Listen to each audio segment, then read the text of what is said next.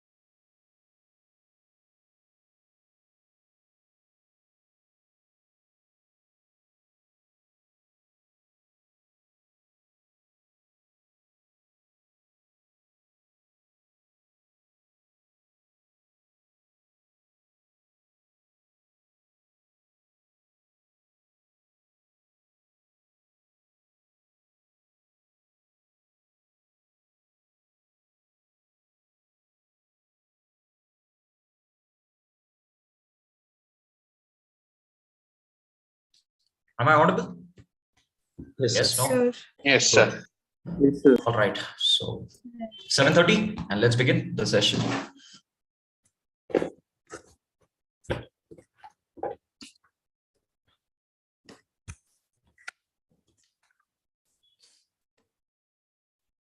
Great. Is the screen visible, friends? Yes, sir. Yes, sir. Brilliant. So goes unsaid, keep your cameras on and let's get started with our session.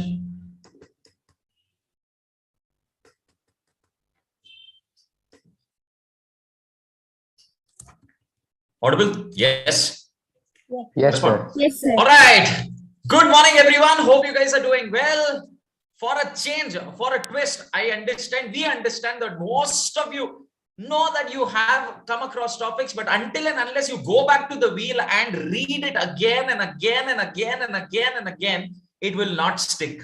It will always be there in that temporary memory. And the problem is most of our life is there in the temporary memory itself. We will have to push that from temporary to permanent. All right. So this is a small initiative that we guys have taken up, all right, as CAPS, wherein we are now ensuring as and when we complete a particular syllabus or a percentage of syllabus, we're going to revise that, all right, where we are going to see a particular topic from end to end and connect it from examination perspective, where we are going to revise. Now note, it is revision.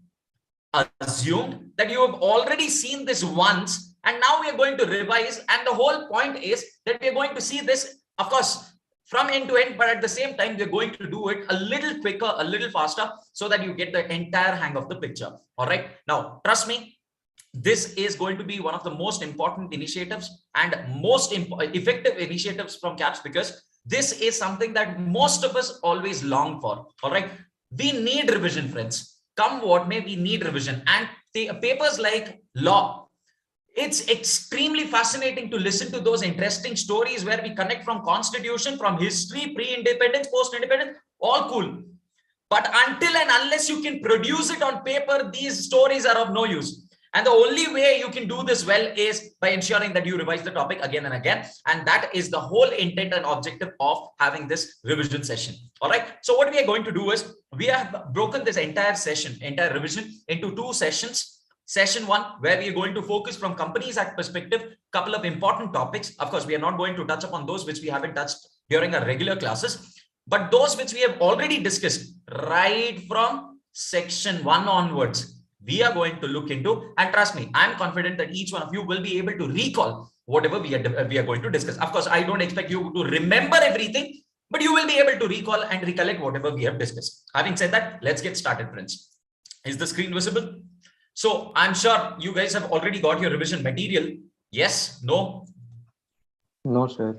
No problem. No. It doesn't make difference because you have the main material, right? You will get the revision material shortly. Having said that, if you see one very interesting quote, half my life is an act of revision.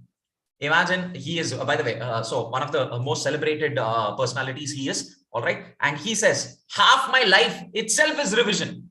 Forget about syllabus. Your syllabus, we are restricting your entire life to syllabus. Your revision has to be that strong that come what may, you will be able to recollect and recall everything that we are going to discuss. All right. Having said that, friends, let's get started with the session. Is the screen visible?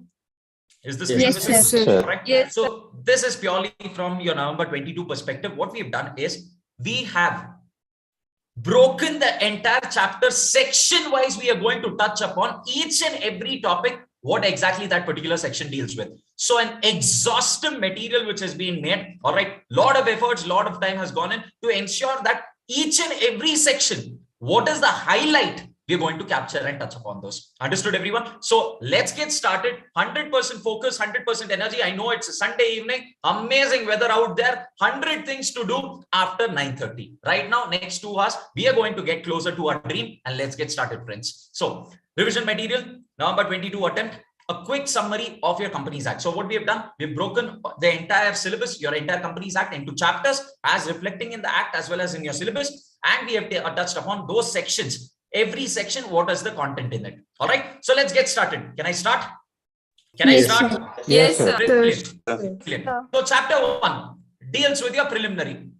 Nothing high funda. This chapter says section 1 is going to deal with your short title, commencement and extent. Sir, what is the name of this act? This act is called as the Companies Act of 2013. Note, every time you're going to write Companies Act, you have to mention 2013. Why? Sir, because we have already seen there's another act of 1956 as well. First point. Second, sir, commencement. When is it going to be effective? It is going to be effective from 1st April 2014. Sir, extent. Extent talks about to whom all it is applicable. It is applicable to every company. It is applicable to your banking company, insurance company, companies which are engaged in supply or generation of electricity.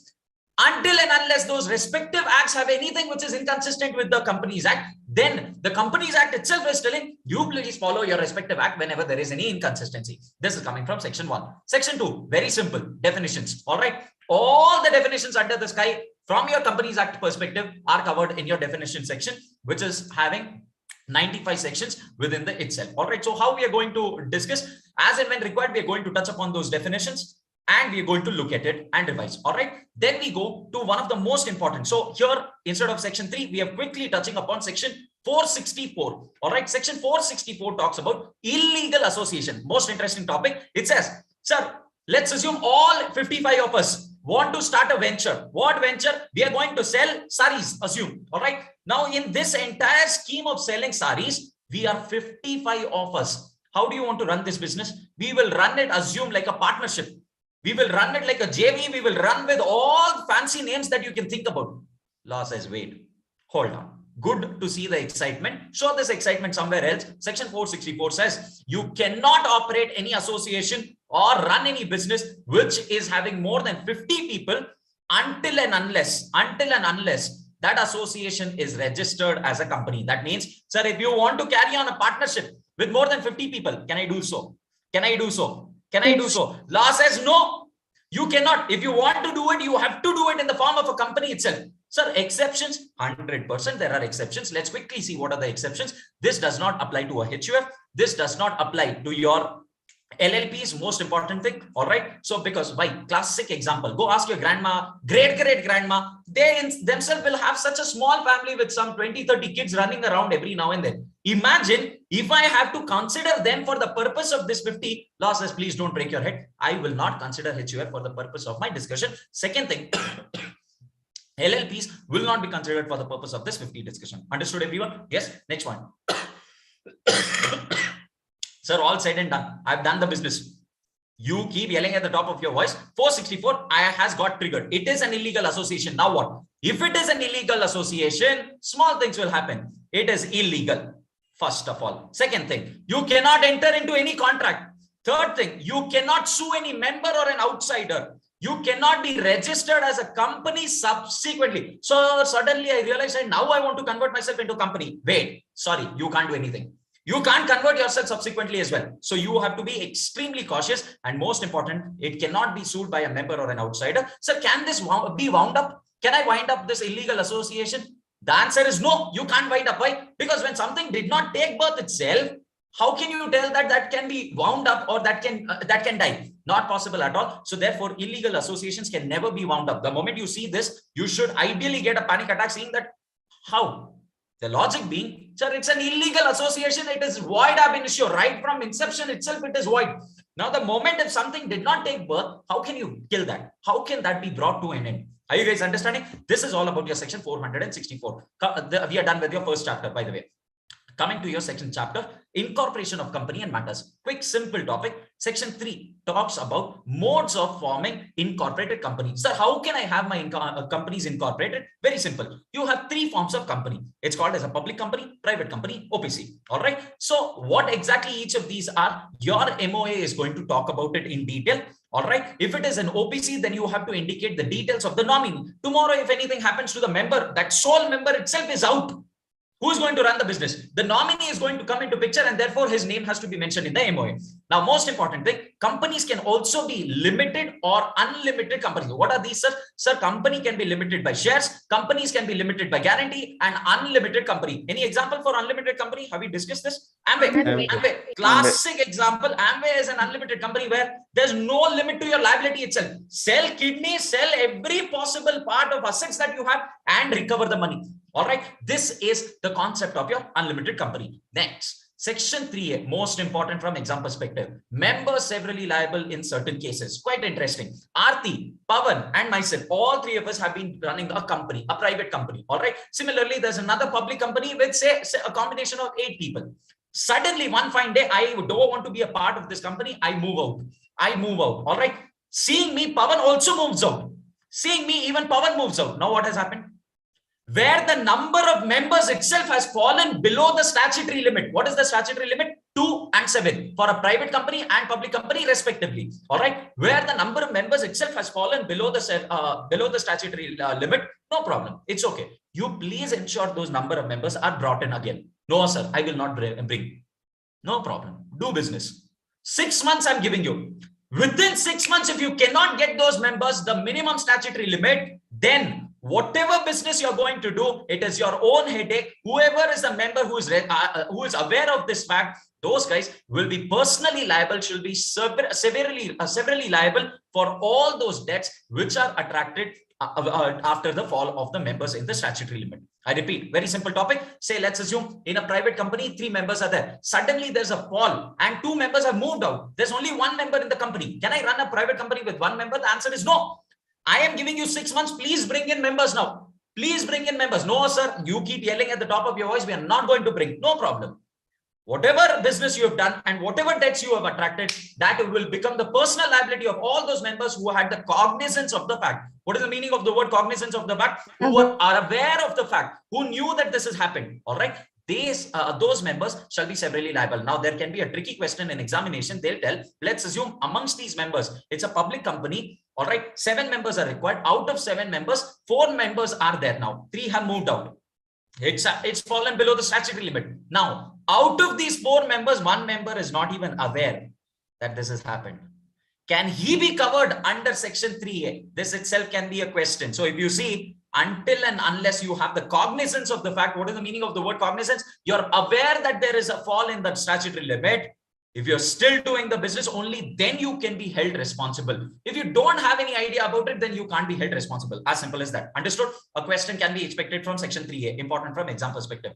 Section 4 deals with your memorandum. Very simple. Memorandum is a document, is called as a charter document, which has 6 clauses, no class. All right. What are those 6 clauses? N, name clause, object clause, capital clause, liability clause, association clause, and state or situation clause. All right. So what is association clause? Association clause is nothing but your subscribers clause as well, wherein you're talking about who are those first shareholders of the company. Understood? Now, sir, no, sir, all good and all said and done. I can't make an MOA for myself.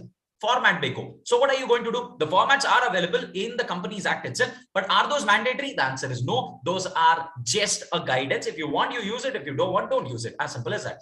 Section 5 deals with your articles. What are articles? Articles of association are those internal rules and regulations which you're going to follow. Those regulations which you're going to follow for the purpose of your day-to-day management. That is covered as a part of your articles of association. Will they ask this question in examination? Ideally not. What is the question that can come in your examination is entrenchment provisions. Very interesting. What is entrenchment provision? I've asked you to have 50%. Or rather, I've asked you to pass an ordinary resolution. Just say 51% of them have to agree. No, sir. I want to be extra cautious. I want to be extra strict with my company. I don't want 51%. I want 65%. What are you doing? You're doing something more than what is required by that. That has no problem at all. But wait. Can you do it blindly? The law says no. If it is a private company, then a unanimous resolution has to be passed for all the entrenchments. And if it is a public company, then a special resolution has to be passed for entrenchment provisions. Extremely important area from examination. They're not going to ask you what is articles of association. Of course, goes unsaid because this is not CA Foundation. The focus is going to be on entrenchment of provisions, entrenchment of articles. Understanding? Bhumika, Raghavendra, Ranjit, there in the session? Yes, let's go ahead. Yes, sir. Yes, sir. Let's go ahead. Next. Yes, sir. Section 5 is done. Section 6. Act to override MOA, articles, etc. Let's assume there is something which is contradictory in your MOA and AOA. In comparison with your Act, what is going to happen? Act is going to prevail. Act is going to prevail. It is not withstanding anything which is there in your MOA and AOA. That means this phrase itself, I hope you recall, this one phrase, this one word, notwithstanding, is so effective that it gives that dominance, that gives the power to override everything else. Understanding? Next, section 7 deals with your incorporation of company. Sir, all said and done. Now I want to start a company. Please go ahead. You will have to make an application to the registrar. You're going to file a couple of documents. And once the registrar is satisfied with whatever documents you've given, then he is going to issue something called a certificate of incorporation. Most important thing, in your certificate of incorporation, you're going to have something called as identity number. What is that identity number? SIN. It's called as your corporate identification number. All right. Very, very important from examination perspective. You gave wrong information. You gave wrong information while incorporating the company. Congratulations. You will be boarded and lodged under section 447, where all the perks and benefit of being a citizen of India you're going to avail. All right. Most important thing, for giving that wrong information, you will be booked under one of the most dangerous sections under the Companies Act. All right. One of the most treacherous sections under the Companies Act, which is your section 447. I hope I'm clear, everyone. Understanding? Yes. Now, Yes, sir. Section 7 is done. Section 8. Section 8 is those companies which are dealing with your formation of companies with charitable objects, etc. Now, extremely important. Whenever a company has an objective of doing something good for the society, you can go ahead, and here, this is the only exception where a company need not have profit motive, or else goes unsaid. Every company must have a profit motive. No, sir, I don't want to have profit motive. Call yourself as a Section 8 company and get the registration, or else general piece of law, companies must have a profit motive. There's no option to it. There's no option to it. Are you guys understanding? Next point. Once you are a Section 8 company, you are given a liberty. You will be given an exemption from using words like private limited or limited. You need not use names like limited or private limited. Classic example, Infosys Foundation. All right. So Infosys Foundation is a Section 8 company where it need not use your limited or private limited, as the case may be. Understanding? Most important thing, whatever profits, sir, by mistake I've generated profit. Is it okay? No problem. Your motive isn't to make profit, but if at all you want to make profits, please go ahead and make profit. But most important thing, use it for the purpose of your organization itself. Use it for the purpose of objectives itself. You cannot declare dividend out of this profit which you made. Extremely important. All right. Next point. Section 9 deals with your effect of registration. Congratulations, you've taken birth.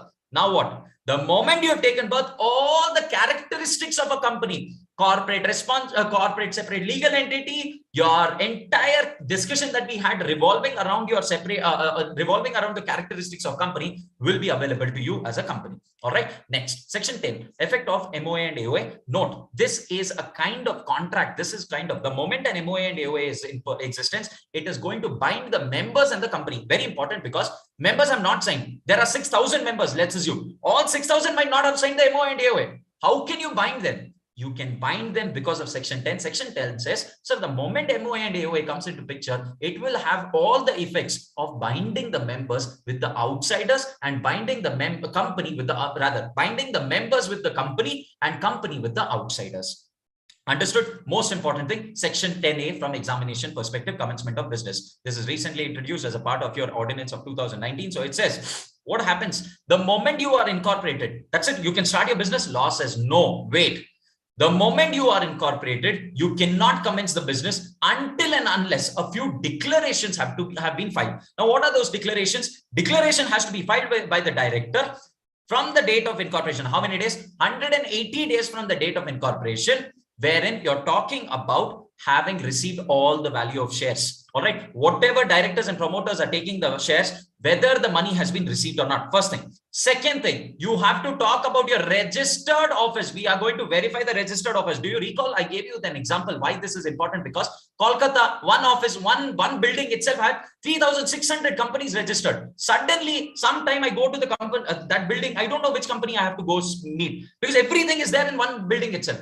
Do you recall this discussion, friends? All right. Yes, so therefore, Section 10A made it mandatory that, boss, in case if you're a company, if you want to start, before starting your business, you will have to verify the registered office of the company. All right. Now, in case if you default, nothing for high funda. In case if you default, the company shall be given a penalty of 50,000, and every officer in default shall be liable with a penalty of 1,000 rupees each day. 1,000 rupees each day. So within 3 days itself, your stipend will be equated. Within 3 days, our stipend will be equated with the amount of penalty. I hope you guys are understanding. All right. Where declaration has not been filed, most important thing, where declaration is not filed within 180 days, and if the registrar has all the reasonable reasons why he can say that the company is not doing any business, then he can initiate the procedure to remove the name of the company itself from the register of companies. Extremely important. Where you have not filed the commencement of business, and if the registrar has a reasonable belief that no, this company is not existing itself, just for namesake they've created, they're not doing any business, then he can go ahead and remove that name of the company. Section 12 deals with your registered office of the company. All right. So a company to have the registered office within 30 days from your incorporation. Within 30 days. On the date of incorporation, do you need a registered office? No. But within 30 days, you should ensure that your registered office is in place. First point. Second thing, you will have to verify that with the ROC. How will you do that? As a part of your section 10A. As a part of your section 10A, you're doing it. All right. Company to print the name of the board and keep it outside, give all the details of your SIN and all of it. Then a company, if at all you have changed your name, if you have changed your name, then the old name also has to be printed for a period of 2 years. MCQ in examination. In examination, this itself can be an MCQ. Whenever there is a change in name, let's assume Aarti Private Limited has become Aishwarya Private Limited. No problem. Go ahead. The whole point is from the date of change, you will have to show this old name also for 2 years. Next. Whenever there is any change in the registered office, you're going to communicate to your ROC within 30 days. Registered office can be changed only by passing a special resolution. When it is from one ROC to another, it is going to be a special resolution plus regional director's approval. All right. Now, registrar is going to issue another certificate which is going to confirm your registered office. Let's assume I've come from Telangana to Andhra Pradesh. All right. At one point of time, very interesting conflict came into picture because there was a split of the state. If you remember, there was a split of the state. My registered office itself might have changed. I had given a registered office of Andhra Pradesh and suddenly I'm a part of Telangana. Now what? Nothing, high funda. The moment this comes into picture, you will be given a new ROC certificate. All right. This certificate is going to be a conclusive evidence. Are you guys able to connect with the topic, friends? Very interesting example of Andhra Pradesh. Yes. Not even in your hand. You didn't even do anything, but still your entire address has got changed. Your state clause itself has got changed. Quite interesting. All right. Next, let's go ahead. Section 13. Deals with your alteration of memorandum. We are going to see this chart separately. Section 14 deals with your alteration of articles. Whenever you want to alter your articles of association, very simple, pass a special resolution and you can go ahead and alter your articles. All right. Most important. Whenever I talk about special resolution, it follows like a Hutch dog. All right. That is your MGT 14. Just writing special resolution is not sufficient being our students. You will have to conclude it by giving a reference to your form MCT 14. Interesting. Understanding? Very good. Very good. So let's go ahead. Next one. Special resolution is required. Tribunal approval is required if a public company is converted as a private company. Quite interesting. Whenever you're converting a public company into private company, you will need the tribunal approval, or else there's no requirement for any approvals whenever you're altering your articles of association. When you're altering your articles of association, no need of any approval, just pass a special resolution. However, if you're altering it because of a conversion, then tribunal approval is going to come into picture. Understood, everyone? Yes. Next, section 15 deals with your alteration of MOA and AOA to be noted in every copy. What is the meaning of this? Whenever there's an alteration of MOA and AOA, every copy shall give the point that there is an alteration, we made a change, and that has to be noted. All right, that has to be observed and recorded. Section 16 talks about rectification of name of the company. Very interesting. All right. Once upon a time, there was a company called Skanda Private Limited, which got incorporated. Suddenly, Skanda Private Limited realized that there's another company called Skanda Private Limited itself. If you remember, I've shown it to you on screen. On MCS portal itself, I've shown where we saw the same company existed with two names. If you're able to recall. All right. If I'm not wrong, it was one of the companies. One was in Assam and the other one was in Karnataka. Do you remember? Yes, sir. Yes. Yes, So sir. this is the whole point of connecting with the practical example, friends. So what is going to happen? Two things. Sir, if the central government if an ordinary resolution is going to be passed, the moment a central government approval is received, I repeat, let's assume that other company, which is already there in existence, it found that there is another company which has taken birth with the same name. Now what? It is going to make an application to the central government and ask them, please ask this company to change its name. The moment central government is passing this order, you will have to pass an ordinary resolution and change your name. Within 15 days, you will have to inform your registrar as well. The moment you inform your registrar, you get a new certificate because it's as good as a new name has come into picture. Your old certificates are of no use. So you get a certificate of incorporation. Do you recall, friends? We've discussed this in detail, yes, where company's name is identical, how it happened, what happened. Now you might be thinking, sir, how is it possible? Because as a part of your incorporation chapter, you might have seen there's something called as reserve unique name. You're supposed to take the name approval, yes or no? So as a part of your incorporation chapter, you might have, if you remember, there's something called as unique name approval. There are gimmicks wherein if you have access to the people in Delhi who are sitting, there is a possibility that you can still reserve the name which has already been taken. All right. So this is not legit. This is not right, but people do it. All right. Next, section 17 talks about copies of MOA and AOA to be given to the members. If at all, say, let's assume Deepa doesn't trust the members. Let's assume I'm one of the members, so she doesn't trust at all. She says, no, I want a copy of MOA and AOA. So in case if she is requesting, then within 7 days, I have to give this copy of MOA and AOA. No, sir, I will not give. Nothing. Hyphanda pay a penalty of 1,000 rupees every day, which shall continue up to a default of 1 lakh rupees. Understood? So this is about your section 17. Section 18 talks about conversion of companies. Whenever you want to convert public company to private, private to public, all the possible permutation combinations we have seen. Whenever you want to alter, you will have to first, whenever you want to convert, you will have to alter your MOA and AOA because those are the basic documents. Yes. And apart from that, there is a list of activities to be done, which is given in your chart, which we are going to refer separately. All right. Section 19, subsidiary company to hold shares in the holding company. Can a subsidiary hold shares in the holding company? All right. It's as good as you decide how much your parents have to hold. Or else you're deciding what your parents have to do. Not possible. All right. Because you have to live with them. So you have to listen to them and not give them orders. It's the same way, subsidiary company not to hold shares in its holding company. Exceptions in examination, exam prone area. Where are the exemptions or what are the exceptions? The exceptions are, first one, you can hold as a legal representative of a deceased member of a holding company. Second, you can hold it as a trustee. The third one, where the shareholder, that subsidiary became the shareholder even before becoming the subsidiary itself. Even before you became the subsidiary, you already had purchased it long back. Now you cannot do anything. In that case, you can still go ahead and continue holding the shares in your holding company. I repeat, very interesting example and understanding. Can a subsidiary hold shares in the holding company? Answer is no. General piece of law, no.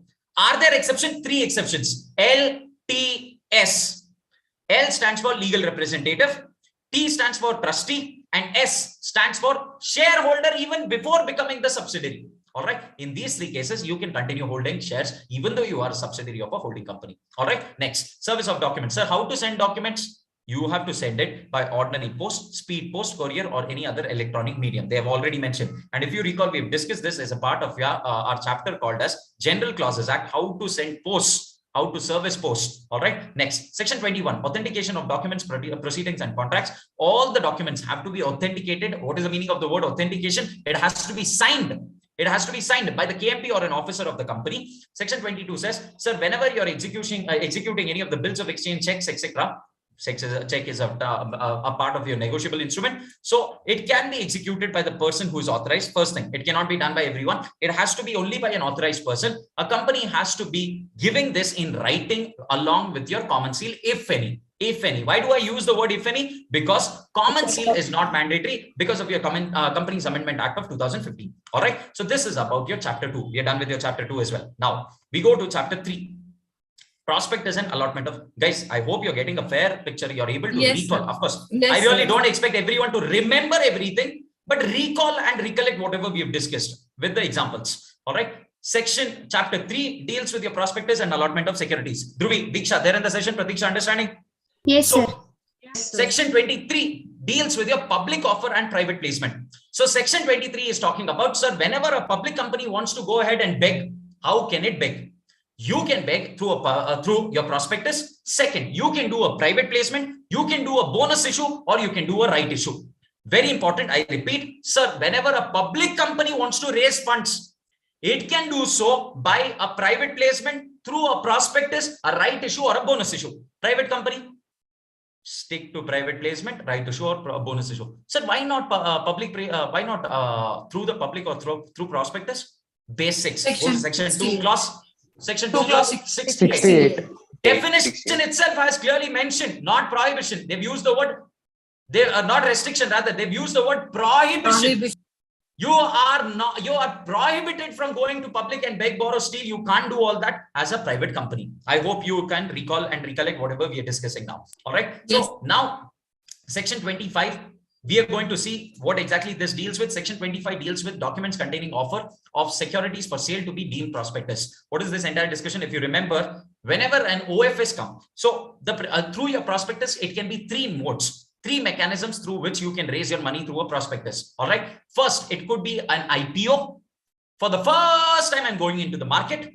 Second, it can be an FPO. I have already begged earlier. Now I'm going to beg again. All right. So that becomes your FPO. The third one is OFS. What is the meaning of the word OFS? I have a person, let's assume an individual is having a good amount of stake, a significant stake. He wants to offload that into the market. Can he do so? The answer is yes. That offloading by an individual, by a member, all right, into the market through the company is called as OFS. Understood? So that is called as offer for sale. I repeat, there are 3 mechanisms or 3 means through which you can get into the public. The first one is through an IPO, where for the first time, initial public offer is being made to the public.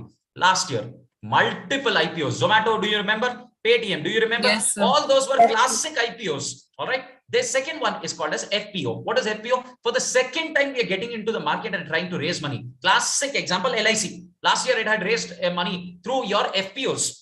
The third one is called as OFS. If you remember Wipro's example I had given, where Azim Premji was holding, let's assume 85% of the stake. SEBI said, sir, you can't hold more than 75%. Now, Azim Premji, if he directly goes and sells it, entire stock market will crash. Imagine 10% if someone is liquidating, that means, and that too a promoter is liquidating, it will raise suspicion. So therefore, law says, don't do it through the stock market immediately. You please do it through a mechanism called as OFS, your offer for sale. Understood, everyone? So these are the 3 main. Section 25 is talking about, sir, whenever you're using any document for your OFS, that itself will be considered as a deemed prospectus. All right. Any document which you use for OFS, that document has to be considered as a deemed prospectus. And note, the moment you are a prospectus, the moment it is a prospectus, it has to satisfy all the requirements of prospectus. Now, what are the requirements of prospectus? It's coming from section 26. Matters to be stated in prospectus. There's general information, there's statutory information, there's financial information. 3 important types of information which are covered as a part of your prospectus. The statutory information talks about all the possible ifs and buts. General information talks about who you are, where are you from, what all people are doing, why are you raising money, what all are you going to do out of the money that you've raised, all of these things. Financial information talks about your results, your past and your predictions. Everything is captured as a part of your matters to be stated as a part of prospectus. Clear, everyone? Yes. Next, section 27. deals with variation in terms of the contract or objects in prospectus. Quite interesting. I've raised the money, say for software business. Suddenly I realize nothing is there in software business. Let's do pharmaceutical business with the money that I've raised from you. All right. I've raised the money from you telling that I'm going to use it for software. Suddenly I have changed my mind. Can I do so? Law says, please wait. Wait. The terms of prospectus cannot be altered without the approval by way of special resolution. Pass a special resolution. Second, the details of such resolution has to be published in the newspaper. Third, company not to use any amount raised by it through the prospectus for buying, trading, or otherwise in equity shares of another company. The dissenting shareholders. Sir, let's assume approval given. There are few people who are saying, no, we don't agree to your change of business. They will be given an exit offer, and that those shareholders are called as the dissenting shareholder who are given an exit option. Understood, everyone? Yes. So this is about your section 27. Section 28 talks about your OFS. What is OFS? There are a few members who might be individuals. It could be body corporate. It could be anyone. So they have shares, and those shares have to be offloaded into the market. That can be done by those individuals through the company, and this entire mechanism is called as OFS. Understood? Yes. Then section 29. Whenever a public offer is made, IPO, FPO, or OFS, anything. Whenever that is made, it has to be in a dematerialized form. You cannot do it through any other mechanism. Section 31 talks about your shelf prospectus. What is shelf prospectus? Sir, I am going to raise money multiple times. In that case, I can't make one. I hope you remember we had seen a prospectus which ran into 500, 600 pages. We can't balance one 3-page document itself before sending. We have to think twice. Imagine a 600-page document which has to be filed with all the authorities along with all the members in the country. All the citizens in the country. Are you guys understanding? So even a small mistake can cost them huge amount. Therefore, law says, I understand your problem. Whenever you are going to make multiple rounds of public offers, you don't have to issue multiple prospectuses. Rather, issue one prospectus, which is going to be like a shelf where you can have multiple racks in a shelf. In a rack, if you see there are multiple shelves. All right. So this one shelf itself can have multiple, again, dividers. The same way, this prospectus can be used for multiple rounds of public offers. Most important thing, you can use it only for a period of 1 year. You cannot be using it for more than 1 year. First thing, whenever there's any change, whenever there's any change from the shelf prospectus, let's assume I made the shelf prospectus in April, when I made the first public offer. Second public offer, I'm doing it in June. And from April to June, there was a change in the information. I can't rely on the shelf prospectus. So how will you convey that change? You will convey it through your information memorandum. As simple as that. Understood? Next, red herring prospectus. Red herring prospectus is a document which is a prospectus containing all the information except for two things. At what price and what is the quantity? At what price are you going to issue the shares? And at what is, goes unsaid, your price is going to drive the quantity. Why you have to raise 1 crore? Now that 1 crore divided by 100 will give me a different quantity. That 1 crore divided by 150 will give me a different quantity. So two things I am not aware of. The first thing, I don't know what is the price band, which I have to go about with. The second one, I don't know what is the quantity of shares to be issued.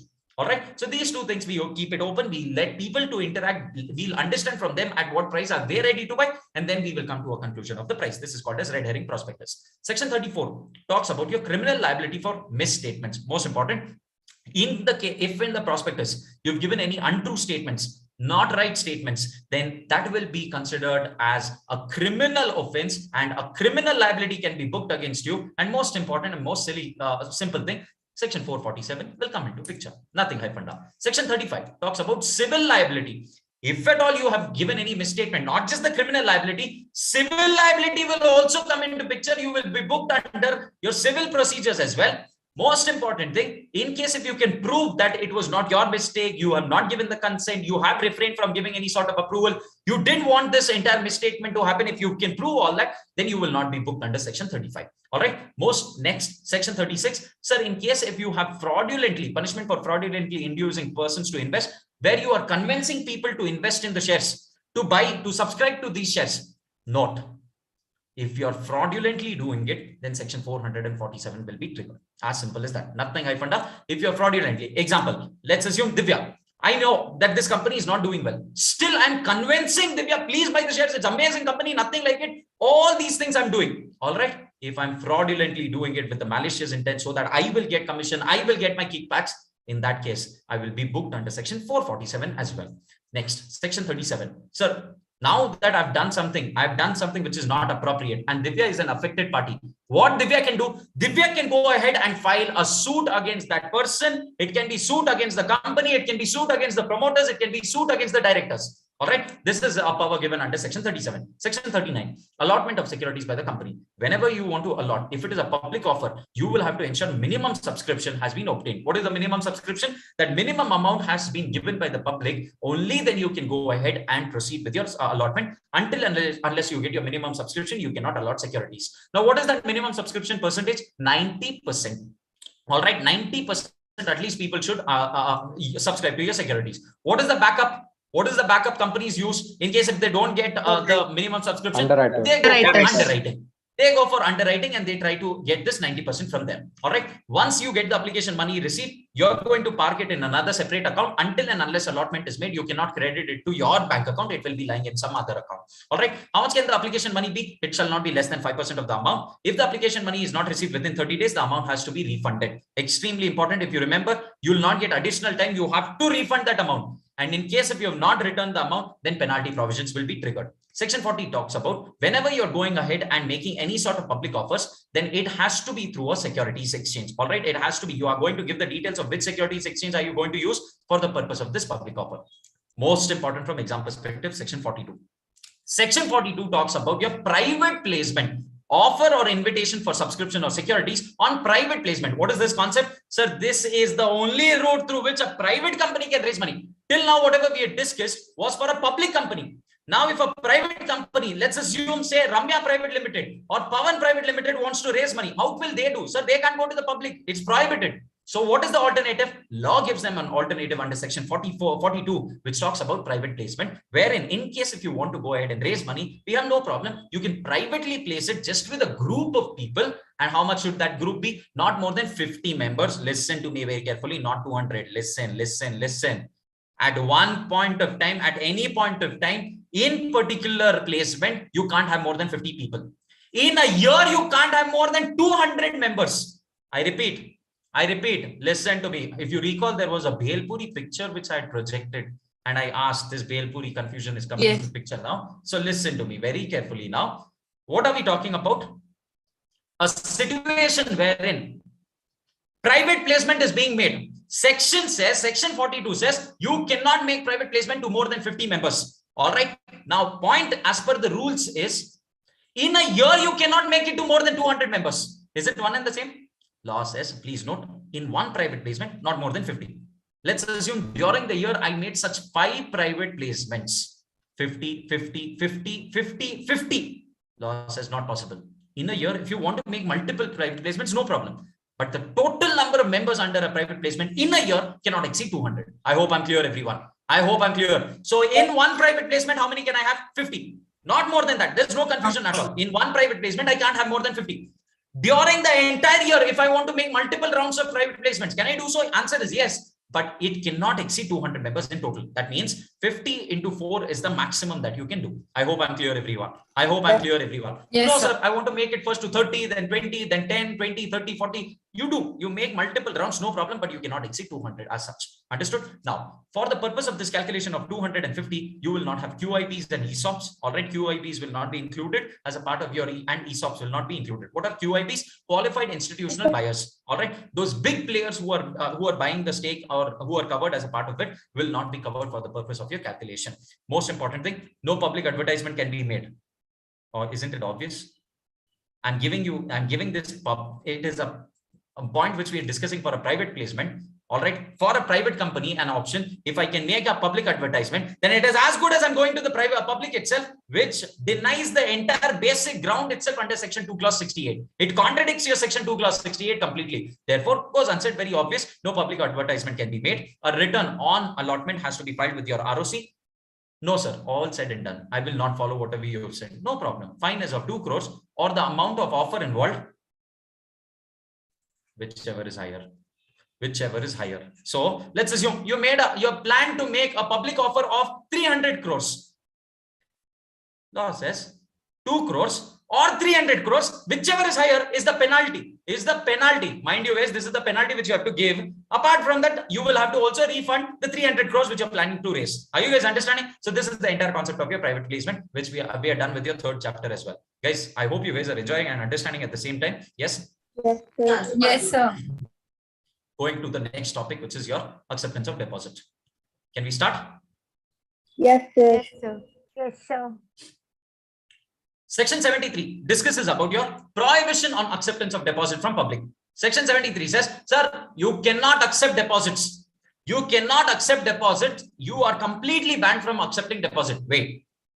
Exceptions are there. What are the exceptions? The quick exceptions are, the first one, this entire provision does not apply to a banking company or a non-banking company, or else whatever money you are keeping as a savings deposit, as a time deposit, as an RD, where will you keep? If I prohibit them also from accepting deposit.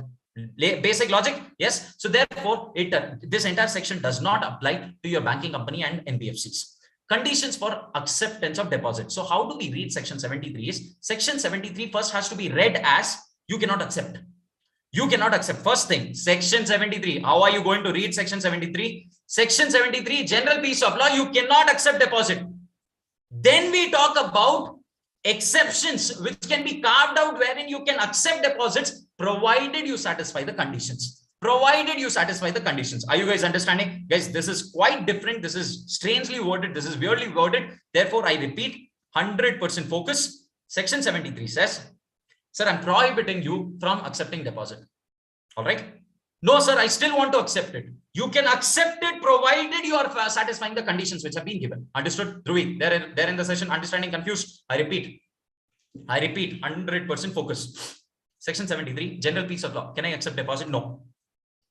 Exceptions? Yes. If you satisfy the conditions, then you can go ahead and accept deposit. Therefore, the title of the section is also appropriately worded, a prohibition of acceptance of deposit from public. You cannot accept until and unless these conditions are satisfied. What are the conditions? A circular has to be sent. First thing, when you're going to talk about the financial position of the company, the total number of depositors that you have, how many you have borrowed earlier, what is your deposit, or what are you using? File this copy of circular with the registrar within 30 days. Deposit such sums shall not be less than 15% of the amount of deposits maturing during the financial year and financial year following next year. So what is the meaning of this? You're going to create another account called as deposit reserve. All right, wherein deposit repayment reserve, wherein I'm going to transfer some portion of amount which is payable either this year or in the next financial year. I'm going to transfer that. How much? 15% of the sum which is payable. I repeat, friends, extremely important, extremely important.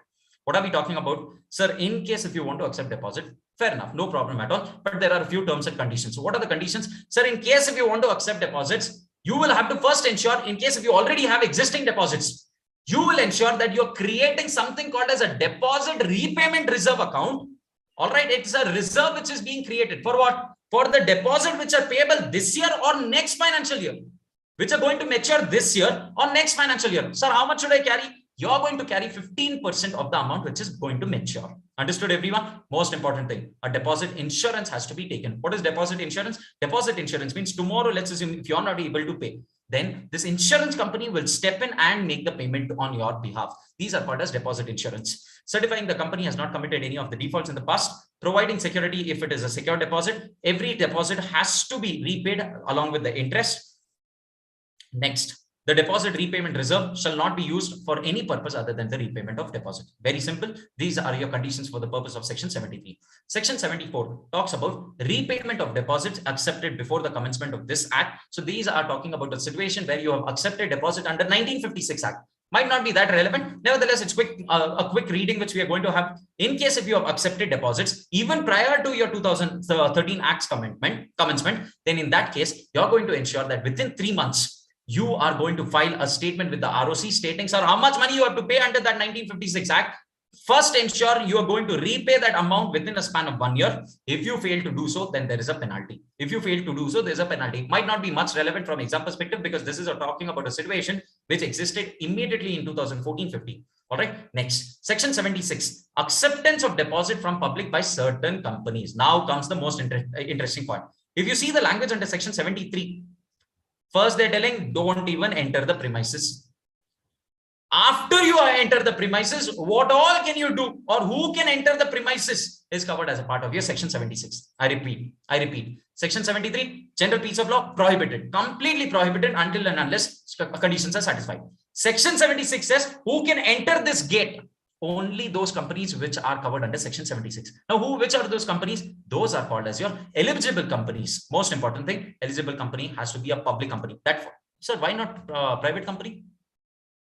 Private company going to public. Wow, how interesting this sounds. Private company going to public and putting our entire discussion of section 2 clause 68 to win. Are you guys understanding? Yes. So therefore, eligible company means it has to be a public company which is satisfying two conditions. First condition, net worth is not less than 100 crores or turnover is not less than 500 crores. In general meeting, you will have to pass a special resolution. Only then you will be called as an eligible company. Understanding Diksha, Sana, understanding Chaitanya, Aditi, I repeat. Yes, sir. Avan, Chandramouli, understanding, I repeat. Eligible company means a company which is a public company, first point, and which is satisfying two conditions. First condition is with respect to your net worth. The second condition is with respect to your turnover. Net worth should not be less than 100 crores or your turnover should not be less than 500 crores. Until and unless these conditions are satisfied, you cannot become an eligible company. Understanding? Yes. Next point, extremely important. A special resolution has to be passed in case if you want to go public and raise deposits. So these are eligible companies. Now, how much can they raise? Not more than 25% of paid up capital and free reserves. Extremely important. All right. Can they, just because they are eligible company, can they raise thousands of crores? The answer is no. You can raise maximum up to 25% of paid up capital and free reserves. If you remember, I'd given an example of Sahara, where we spoke about the entire fraud of Sahara, why deposit chapter is so critical, what had happened, why they have made the law stringent. We discussed, if you remember. All right. Period. Sir, how long can I raise this deposit for? Minimum 6 months, maximum 36 months. Minimum 6 months, maximum 36 months. Sir, no, sir, I don't want for 6 months and all. I want only for 4 months. Is it okay? Can I repay within 4 months? Law says, wait. I've told you minimum 6 months, maximum 36 months. If you want a period lesser than 6 months, then you cannot raise deposit more than 10% of aggregate of paid up capital and free reserves, and it cannot be repaid before 3 months. That means, sir, I want to repay immediately after 2 months. No, nothing doing. Wait, use it. You're not playing around. This is deposit chapter. First of all, people don't want to enter this chapter. Now that you've entered, use this funds for at least 3 months. And then if you want, you can go ahead and repay. Sir, I want to repay within 2 months. Not doing. You can't repay. Are you guys understanding? So this is the strangeness. This is the weirdness where law itself says, don't repay before 3 months. Understanding? This is slightly weird. Why? Because, sir, first of all, entering this chapter itself, this is one of the most dangerous chapters in itself. You would not want. Now that you've entered, please use it. Don't play around, because the moment you enter deposit chapter, it is not easy to get out of it. So law says minimum 3 months you have to use. And please note, there is an immediate change in the amount that you can raise. If you want to use it only for 4 months, can I raise 25%? Law says nothing doing. You cannot raise more than 10% if you want to repay within 4 months. Understanding, everyone? Next, government company can accept, very important, government company can accept up to 35% of paid up capital and free reserves. Company cannot issue secured deposit unless a trustee is appointed. Very important. Whenever you are going to issue a secured deposit, what are secured deposits? You're raising money and you're giving those deposit holders some security. It could be your land, it could be building, anything. Now that is possible only after appointing a trustee. Now that trustee is going to be the trustee of all those deposit holders. Company to maintain a register of deposits. Every company shall be liable to pay a penal rate of 18% per annum if you have not paid your overdue matured amounts. All right, they are due, and if you have not paid, minimum 18% has to be given as interest. Understood? This is the penalty. Now comes the most important aspect of this chapter. What is not deposit? Questions will be asked from here. All right, questions will be asked from here. What is not deposit is important from exam perspective. Let's quickly see. The first one is amount received from government cannot be considered as your deposit. Amount which you have received from banks, financial institutions, all those possible foreign institutions, foreign citizens, all that cannot be considered as deposits. Amount which you've received from any of the banks as loan. All right, say I've received an amount from SBI, HDFC as a loan. Can that be considered as deposit? The answer is no. Amount which you're receiving from public financial institutions, no. Amount which you're raising through commercial papers and certificate of deposit. If you remember, we had discussed this. This usually happens in government companies. where they issue your CPs. All right, the commercial papers are issued, and government companies only can issue CPs. All right, a private company or a public company cannot do so. Any amount, of course, private company by default cannot do so. Any amount received from another company is also not going to be considered as a deposit. This is one of the most important point. You will get a question from here. All right, X Private Limited has given, or X Limited has given an amount as loan to say Dhruvi Private Limited or Dhruvi Limited. Now, in the instant case, can Dhruvi Limited be said to have raised deposits from X Limited? The answer is no. Any amount which is received from another company will not be considered as deposits. What are we discussing? What is not deposits? I repeat, what are we discussing? What is not deposits? Amount which is collected in the form of share application money is also not deposit. But wait. If the shares are not allotted within 60 days and the amount is not repaid or refunded within 15 days, after the 60 days, from the 75th day, this amount will be considered as deposit. Do you remember? We've discussed this. We've solved a couple of numericals in our sessions as well. So, sir, I'm giving you 60 days.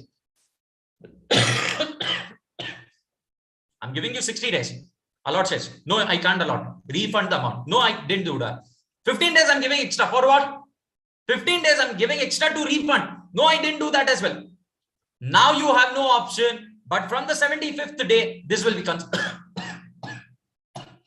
This will be considered as deposits. Understood, everyone? Now, sir, instead of giving shares, what I've done is I've adjusted this amount against their own outstanding. You've given share application money. All right, 1,000 rupees you've given as share application money. At the same time, you've already had to give me, you're a debtor of this company of say 1,200, or let's assume 1,000 itself. All right. So what I did, instead of repaying or refunding this 1,000 rupees to you, I've adjusted this against the receivable from you. Law says this will not be considered as refund.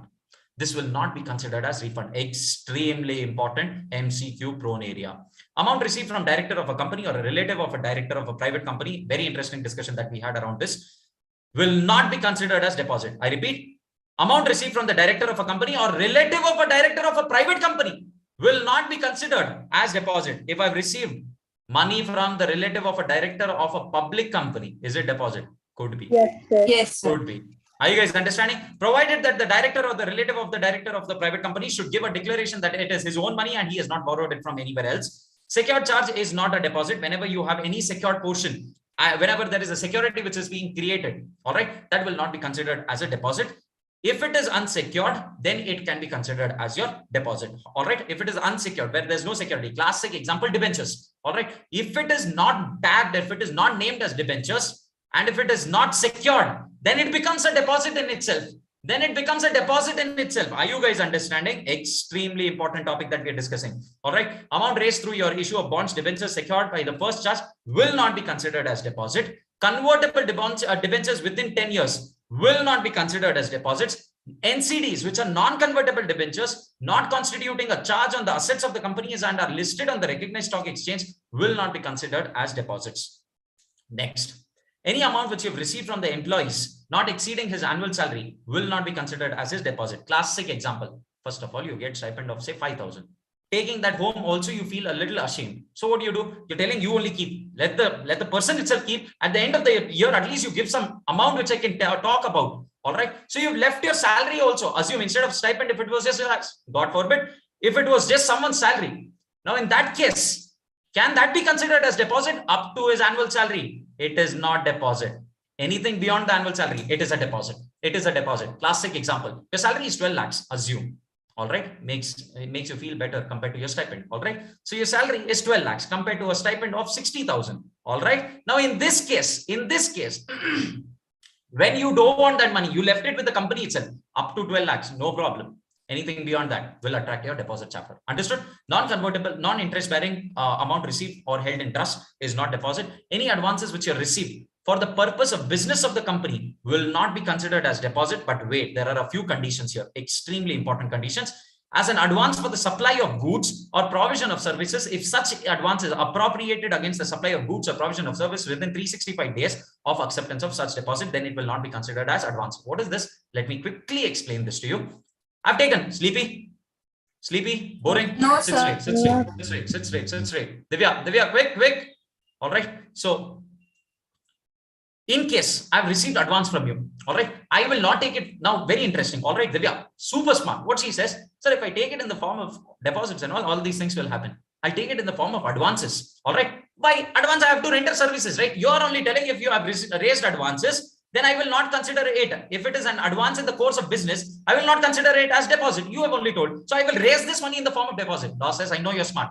I know you will take this deposit and not render goods, not give services for almost 6-10 years. Law says within 365 days, if you don't give the services, if you don't render services against these advances, I will consider this entire advance itself as deposit, So I think I told you, if you're pursuing your articleship now, it is a check in your audit procedures. It is a part of your checks in the audit procedure. I recall telling this clearly. If you're pursuing your articleship and audits are going on, then please check for this, because most of the companies falter in this. Most of the companies falter in this. Are you guys understanding? Provided that in any case, if the amount, if any case is subject matter of litigation before the court, all right, then this period of 365 days will not apply, because anyways it is subject to litigation. Next, any amount which is received in the consideration against an immovable property, that will not be considered as your advance, as deposit, provided you're going to adjust this advance against such property. Classic example, your company is into real estate. Now, real estate projects need not happen within 365 days. So what will you do? You will give it to me, say, after 3 years, and you've already taken the advance. Based on the previous point, it will be considered as a deposit. Law says no. If you're adjusting this advance by giving this, by handing over this immovable property, I have no problem. This will not be considered as deposit. Understanding? Priyadarshini there in the session. Tejaswani, understanding? Prajwal, Chandan. Yes, Next, yes. security deposit for the performance of any contract. If you're taking any security deposit, let's assume I've given an assignment of audit to you, but I don't believe that you'll be able to do a fair job. So I will take some deposit from you today itself. After you finish your deposit, after you finish your audit, assume you've done a good job, then I will refund your deposits. So that is in the form of a security deposit for the performance of a contract. That is also not going to be considered as a deposit. Any advances for a long-term projects will not be considered as deposit. Consideration which is given for the purpose of a future service which you're going to render, that will not be considered as, say, for the purpose of a warranty or something, then that is not an advance. Classic example, you purchase something from Amazon. Assume you purchase something from Amazon and you have something called as extended warranty. I'd given the same example. All right. You have something called as an extended warranty. You pay that 300 rupees, 400 rupees extra, and you get this warranty extended by 3 years, 4 years. Now, ideally, you may not render that services against the warranty amount that you're raising. It's okay. That will not be considered as advances. That will as deposits. That will not be considered as deposits. Next, any amount which you're receiving from the sectoral regulators, any subscription towards the publications. Example, I think I told you this entire example of Netflix and a couple of examples that we discussed. All right. So any subscription that you receive, that will not be considered as advance. Apart from all of these things, if there is anything, that will be considered as a deposit. I hope I'm crystal clear with it. All right. Any amount which is raised by the Nidhi company, any amount which is raised from the promoters, though it is unsecured, it will not be considered as deposit. Most important thing, any amount of 25 lakhs or more received by a startup by way of convertible notes in one tranche will not be considered as deposit. Examination question. Classic example. Quickly, give me some startup idea. Quick. Any startup idea which you have got fascinated with. Quick. We don't have so much. Let's take an example of Urban Ladder. Have you heard of Urban Ladder? Very interesting. You don't even have to step out of your house. If you want to clean your washrooms, someone else is going to come. All right. If you want to get a head massage done, someone else is going to come. If you remember the same advertisements you might have seen time and again. All right. Now, in this case, extremely important. It says, sir, let's assume it's a startup company and that company has raised 25 lakhs or more through convertible notes in one tranche. That will not be considered as deposit. Otherwise, it's a deposit. 24 lakhs I have raised. I've raised 24 lakhs. Is it deposit? 24 lakhs I've raised. Is it deposit? 110% it is a deposit. Minimum 25 lakhs you should raise. Minimum. Why? Make in India. I want to promote as much as I can for your startups. Are you guys understanding? Yes, this was the whole point of motivating and inspiring your startup community. Amount which is raised through your alternative investment funds, your VCs, your mutual fund registered with SEBI, all of these will not be considered as your deposits. With this, we are done with your deposit chapter as well. Guys, I'm sure you guys are able to recollect at least whatever we have discussed in the past. All right. Now, let's go to the next topic, charges. Just quickly give me a second. I'll drink water and then we resume.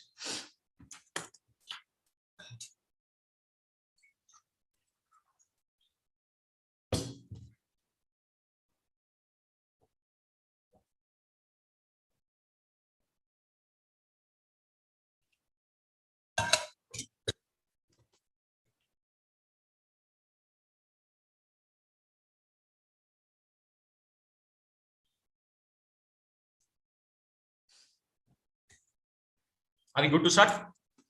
Yes, sir. Yes. Yes, sir. The next topic is we are going to quickly revise charges. Simple topic, chiller. All right. So charges, another very interesting topic where charges are created. All right. Let's quickly see what this section has to all about talk about.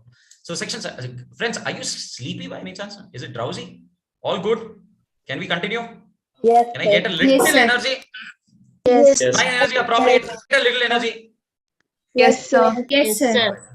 Section 77 talks about duty to register charges. So let's quickly understand what is the concept of charges. Let's assume right now I've given a property or I've taken a loan of 1 crore from you. Now it's pretty obvious seeing my face. You would first ask for a security. Please give me a security. Now the security would be given, no problem at all. But that security has to be registered, that has to be created against a charge. And that charge creation and registration is covered within the ambit of section 77. Did you understanding? Yes, Pratiksha, Aditi, there in the session. Chandan, understanding? Yes, Pawan. So section 77 talks about duty to register charges.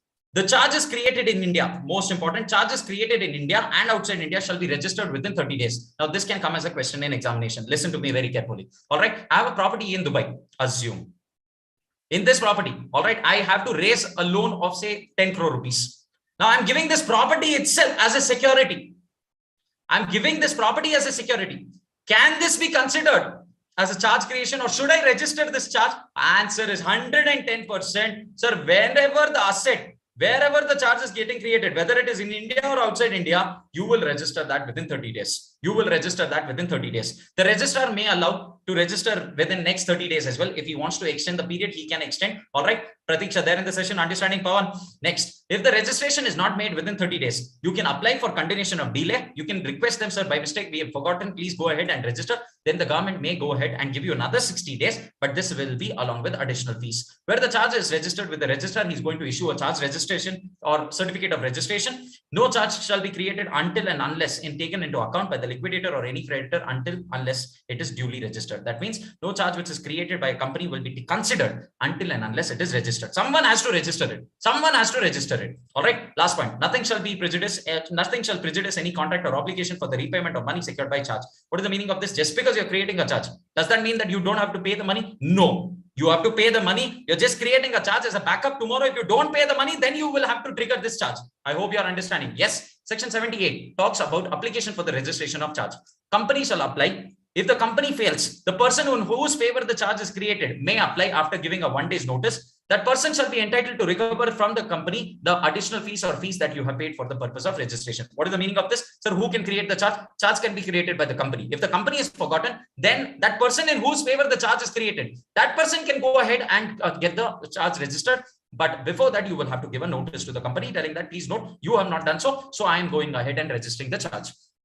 Next, section 79. Section 77 shall apply only in certain matters. That means the provision of section 77 relating to registration of charges shall apply in case if the company is acquiring any property subject to a charge within the meaning of that section, any modification in the terms of or conditions, this section is going to apply. What is the meaning of this? Two important points. Registration of charges will come at the point of creation of charge. Registration of charges will also come in at the point of modification of charges. Let's assume yesterday I had created a charge of 1 crore. Now I'm taking another 10 crores from you. So I will have to modify the charge. This property is of 100 crores. You have created a charge against this property of 1 crore. Now I'm taking another 10 crores from you. So you want additional charge to be created. What am I going to do? I'm going to modify the charge against this property. This also has to be registered. Question in examination. Question in examination. Should modification also be registered with the registrar? Modification of charges should be registered with the registrar. The answer is 100% yes. 100% yes. Understood? Yes. Date of notice of charge. On the date of registration, the charge is deemed to be a public notice. Do you recall this? One of the questions in your test. One of the questions in your test which you're going to write or you've already written, I hope. Charge creation is a public notice. Charge creation. And if you recall on the NCA portal, I had shown how a charge creation looks like. You remember? Yes. So all that is as a part of your public notice. Section 82, company to report satisfaction of charge. Let's assume if everything has been repaid. Let's assume I had taken a loan from, say, Prajwal. 1 crore rupee worth of loan I had taken. Now I've repaid that. I have to now remove the entire charge. As a part of this removal of charge of Prajwal from my assets is called as satisfaction of charge. Is called as satisfaction of charge. The moment any of the charges are satisfied, we will have to go ahead and report the company has got satisfied the charge, and therefore this has to happen within a period of 30 days. Section 83 talks about power of the registrar to make entries of satisfaction and release in absence of any intimation from the company. What is the meaning of this? This means, let's assume you have forgotten, but the company knows. The company or the registrar knows. Let's assume the company has forgotten to file this satisfaction of charge. Are you guys understanding? Filing this report of satisfaction of charge, the company is forgotten. But if the registrar knows about it, possible, 100% possible. I'll give an example to this. If the registrar is aware of it, he can suo motu go ahead and release the charge as well. He can consider this as satisfaction of charge. Example, your Namma Metro, Bangalore Metro. Yes. So all of you, I hope you realize this is not funded from their own money. This is all a bank loan which they might have taken. They don't take this from one person. It is usually through a consortium. What is consortium? Couple of bankers come together and they give this money to the facility to the person. All right. Now, in this case, assume this project itself got over and I've repaid. Isn't it obvious? The moment I've repaid the amount, it is there in the public. It's there in the media. Even if the company has not filed the satisfaction of charge, the ROC can still get to know because it's there out in public. In that case, he can go ahead and consider this itself under section 83. Understood? Section 84, intimation of appointment of receiver or manager. In case of the company, within 30 days of passing the order to appoint or appointment of the receiver or manager to be intimated to ROC. What is the meaning of this? Let's assume the company is getting dissolved. All right, let's assume the company is getting insolvent. All right, the company is being liquidated. In that case, your receiver will come into picture. Whenever there is a receiver, the company has to intimate this. All right, next, section 86. Sir, all said and done. I don't follow whatever you have said. What will happen? Nothing. Hyphen. A company shall be penalized with 5 lakhs and every officer shall be penalized with 50,000 rupees. This is about your charges. Simple. We are done with it. Fair? Yes. Now comes the BAP. Management and administration, one of my favorite topics because I love this topic. Trust me, we would have ourselves revised this topic during our session itself almost easily around 10 to 12 times. We might have revised this topic. We might have revised this topic almost 8 to 10 times. So having said that, let's get started. There in the session, Rahul, Chandramouli, Chaitanya, Ranjit, Sagar, Rahul, Guru. Yes, Chapter 7. Chapter 7, management and administration. You cannot enter the examination hall without reading this chapter. You cannot forget about writing the. I'm upfront telling, don't enter the examination hall if you've not read this chapter. Because I'm betting on the fact that at least 15 to 18 marks will be from this topic. 15 to 18 marks is going to be from this topic, directly, indirectly. In your entire syllabus of 800 marks, you can expect easily around 30 to 35 marks from this one chapter, out of a syllabus of 800 marks. Are you guys understanding? Because this is one topic which is relevant from your auditing perspective. It is relevant from your accounting perspective. They're in law by default. Let's get started. Very simple topic, nothing hyphen at the same time.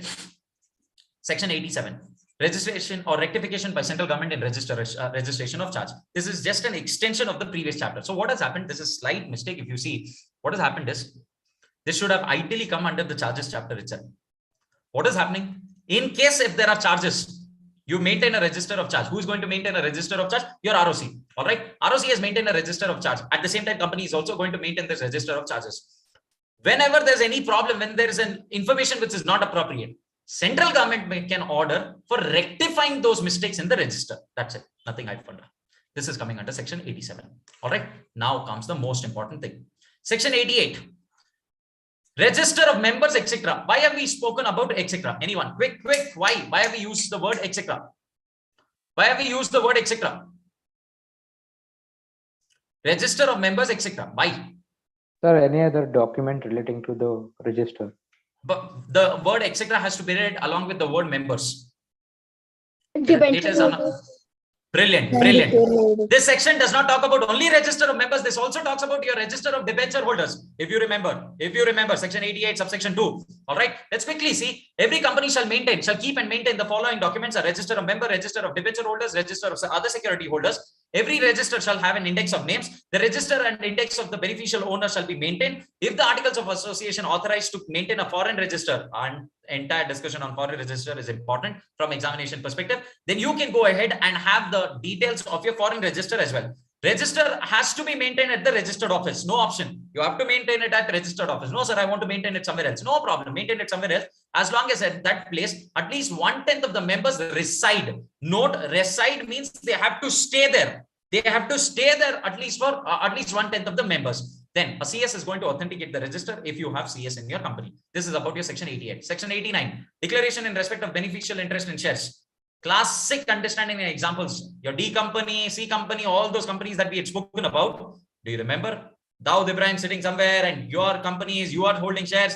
You're holding shares on behalf of a partnership. Do you remember all of these examples? Yes. So all of that is coming into picture under section 89, where the name of the person is entered in the register of members as the company of a company as a holder of the shares in that company, but who does not hold any beneficial interest in such shares. Such person shall make a declaration. This declaration can be made by the person who is holding the shares, or it could be by the person who is having the beneficial interest. Either you can give this declaration or Dawood Ibrahim himself can give, the D company itself can give the declaration. Do you remember all of this we had discussed? Yes, MGT 6 which will come into picture. Yes, next. Section 90, investigation of beneficial ownership in certain cases. All right, where it appears to the central government that there are reasons, it may appoint one or more competent person to investigate any and report the beneficial ownership with regard to any of the shares. So what is the meaning of this? In case if there's any beneficial interest, all right, and I have doubt that something significant beneficial ownership is being held by someone, then I can order for an investigation. Who am I? I'm talking about central government. Section 91, power to close the registers. Can I close the registers? 100%. Yes, you can close the register for a period of not more than 45 days in aggregate in each year. At any point of time, you cannot close it for more than 30 days. Company shall give a previous notice of 7 days. Advertisement has to be published according to your closures. All right. Annual return. Section 92. Most important from examination perspective. If you recall, we've seen annual return. Which form talks about annual return? MGT 7. MGT 7 and MGT 7A. 7A. is for whom? 7A is for whom? Quick. OPCs. If you remember, we had seen an MGT 7 format. I had shown along with the format itself how this MGT 7 looks like. Nevertheless, let's quickly see what is annual return. Every company shall prepare an annual return. It talks about what happened during the year, what are the shareholding patterns, if there is any indebtedness, who are the members, whether directors have been paid, who are the KMP, whether meetings were held, what was the remuneration given, whether any penalty was triggered, whether any other compliances or non-compliances were there. If there is any certification which has to be given by various authorities, whether certification has been given or not. When it comes to your OPC, it has to be signed by your person, whoever is that one person in the company, the director of the company, and this is going to be through your MGT 7A. All right. 93 omitted from syllabus. Congratulations. 94 talks about placing of keeping and inspection of registers, returns, etc. It has to be kept at the registered office. If you want to keep it somewhere else, then 1/10 of the members has to reside in that location. Section 95 talks about register, etc. to be evidence. Please note all of these registers that you maintain are going to be a prima facie evidence in the court of law. Tomorrow, if you have to prove something, then they are going to ask for this register of members, and based on that, they are going to take a call. So therefore, these registers are extremely important. Section 96 deals with your AGM. Every company shall have an AGM. All right. Other than OPC shall have AGM in each year, and your general meeting. So to summarize, rather, your general meeting can be divided into two buckets. One is your annual general meeting. The other one is called as your extraordinary general meeting. Annual general meeting, annually it has to happen every year. Extraordinary general meeting is any meeting which is happening between two AGMs. Any meeting happening between two AGMs will be considered as an EGM. EGM is your extraordinary general meeting. AGM, if you remember, there are 4 adda points. So there is an ordinary business which happens in your AGM. And other than ordinary business, if you're doing anything else, then that will be considered as a special business. Now, what is ordinary business? Adda points. Adoption of books of accounts, declaration of dividend, appointment of directors, appointment of auditors, and fixing their remuneration. So a question can come in the examination, is fixing of remuneration of the directors an ordinary business in the company? The answer is no, it is not an ordinary business, because directors' remuneration is not fixed by the members, it is fixed by the board itself. If you remember, we have discussed this. Fixing of remuneration of the auditor, is it an ordinary business? 100% yes. Whenever it is an ordinary business, by default, it is ordinary resolution. Whenever it is ordinary business, it is by default ordinary business. Whenever it is ordinary business, it is by default ordinary resolution. When it comes to a special business, it can be special resolution or it can be ordinary resolution. It can be anything. But most important point, whenever there is special business, explanatory statement has to be given, explaining what this entire special business is pertaining to. So this brings me to the topic of explanatory statement. I'm not going specifically with the sections. I'm rather connecting the topic together under one chart itself. When it comes to your explanatory statement is a document. It is a part of your notice where you're explaining what this matter is all about, what is going to happen in the meeting. This comes into picture whenever there is a special business or whenever there is a special notice. Whenever there is a special business or whenever there is a special notice, then your explanatory statement will come into picture. Focus on screen. Listen to me very carefully. 100%. All right. Stop fidgeting with things around. I repeat, guys, extremely important. I'm not going to by the sequence of sections lying here. All right. Your meetings can be classified. Is the screen visible? Yes. No. Respond quickly. Yes, Yes, sir. Meetings can be classified into your AGM. The second one is anything happening between AGM, which will be called as EGM. Two types of business happen: ordinary business, special business. Anything happening in the EGM, always a special business itself. Always a special business, no doubt at all. All right. In the ordinary business, there are 4 things which can happen. Adda points. For ordinary business, always an ordinary resolution has to be passed. As simple as that. Understood? Now, for special business, it can be anything other than ordinary business. It is special business. Special business, it can be an ordinary resolution or special resolution depending on the requirement of law. Most important thing that you will have to remember is, along with this special business, you will have to give an explanatory statement. What is this explanatory statement? Explanatory statement talks about what exactly is this agenda all about. What is this business all about that we are going to transact? When it comes to your EGM, by default, it is a special business. So whatever we've discussed here will also apply as it is. Crystal clear with the concept? Crystal clear with the concept, everyone? Ordinary business, ordinary resolution, special business, special resolution. Couple of things that we will have to remember together. Understood? Yes, good to go. Now, let's go back to the topic. We've seen what exactly is an AGM. Section 97 talks about power of the tribunal to call for an AGM. Let's assume if you have defaulted in calling for an AGM as a company, then the tribunal has all the powers to call for that AGM, and they are going to look into what is to be done. Power of the tribunal to call for a meeting of the members as well. In case, if for any reason it is impracticable to call a meeting of the company other than the AGM, tribunal may either suo motu or based on an application made can call for a meeting of the members, wherein we are going to vote on those topics, what exactly has to be covered there or not. Section 99, sir, all said and done. I will not follow whatever you said. No problem. The company shall and the officer shall be penalized with 1 lakh rupees for continuing defaults and 5,000 rupees for every day's default. All right. Then we go to section 100, which talks about your EGM. EGM can be called, again, a question in your 50 marker, which we recently saw, who can call an EGM. All right. EGM can be called by your board of directors. EGM can be called by the requisitionist, which is nothing but your shareholders. And EGM can be called by the tribunal as well. The board to initiate the meeting within 21 days and to have a meeting not later than 45 days, failing which the requisitionist can call meeting. The reasonable expenses have to be borne by the company and can be recovered from the directors. In simple terms, what are we talking about? In case if there is an EGM, all right, the requisitionist is going to place a request within 21 days. I will have to call minimum 21 days notice. I am going to give within that time span. I will have to call for a meeting within 45 days, the maximum time span. No, sir, I will call for a meeting within 23 days, within 24 days. No problem. Up to 45 days, you have not called the meeting. Now the requisitionist himself can call for a meeting, and that expenditure for calling the meeting, he can recover it from the company. Understood, everyone? A question that was there in your 50 marker, if you remember. A question which was there in your 50 marker, if you've answered the question. Section 101 deals with your notice of the company.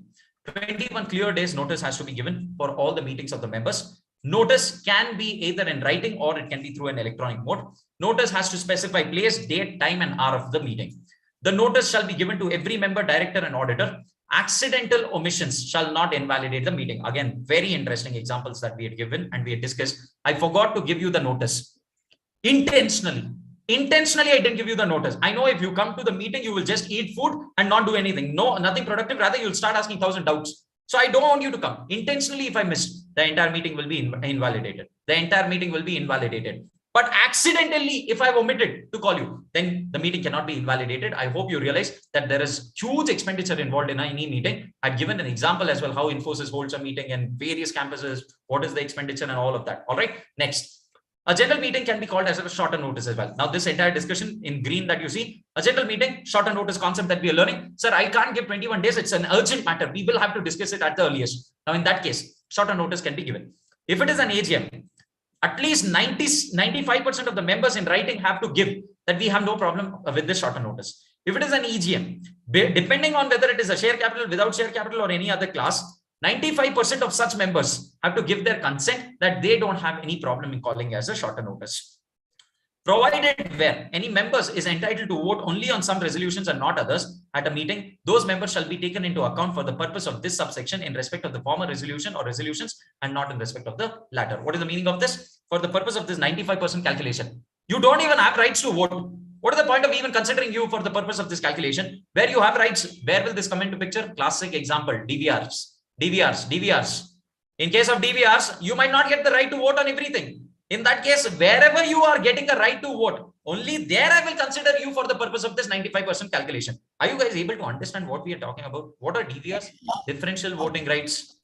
Do you recall? Yes, where it need not be one share, one vote. It can be any other proportion as well. Differentially, I'm going to vote you out. All right. So that is about your shorter notice.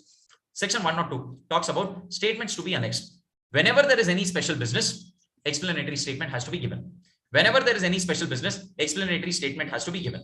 Section 103 talks about your quorum for the company. Public companies shall have a quorum based on the number of members. Up to 1,000 members, if you have 5 members should be there. Up to 5,000, if you have 15 members. More than 5,000, 30 members have to be there. Private company, minimum 2 members have to be there. Most important thing, physically present. Most important thing, physically present. Most important thing, physically present. All right. If the quorum is not present within 30 minutes, the meeting shall be adjourned. The same meeting, the meeting is called by the requisitionist, then it will be cancelled. When will this come into picture? Requisitionist will come into picture in case of EGMs. Understanding everyone? Yes. Chairman of the meeting, section 104. Who is the chairman? The one who's going to preside over the meeting. That person is going to be called as a chairman. Now, one question which they usually ask in the examination, let's assume based on the voting, 50-50, we are stuck in midway. Can the chairman now vote? First of all, can the chairman vote? The answer is ideally not. He will not have the voting power. It's as good as in a parliament. If you see your Lok Sabha, Vidhan Sabha, you have the speaker. Can the speaker vote? Ideally, no. Ideally, no. He's just going to ask you guys to raise your hands accordingly. He's going to take a call. Those in favors, please say ayes and all of that if you've seen. All right. Now, in case if I'm stuck, 50-50 scenario. In that case, chairman is given a veto power. Chairman is given a veto power to vote. And based on that, it will be taken as a call. Next. Section 105, entire discussion of proxies. I think we had enjoyed this entire topic. All right. So proxies, let's quickly see. Every proxy has a right. Every member has a right to appoint proxy. At least 48 hours before you appoint, before the meeting, you will have to talk and you will have to confirm who's going to be the proxy. Proxy shall not have any right to speak, but he can vote on those topics. Provided that the central government may prescribe a class of companies where proxies cannot be appointed. Provided that a person shall be appointed as a proxy shall act on behalf of the members, and the maximum numbers of members whom you can represent is 50. The instrument of proxy has to be in writing.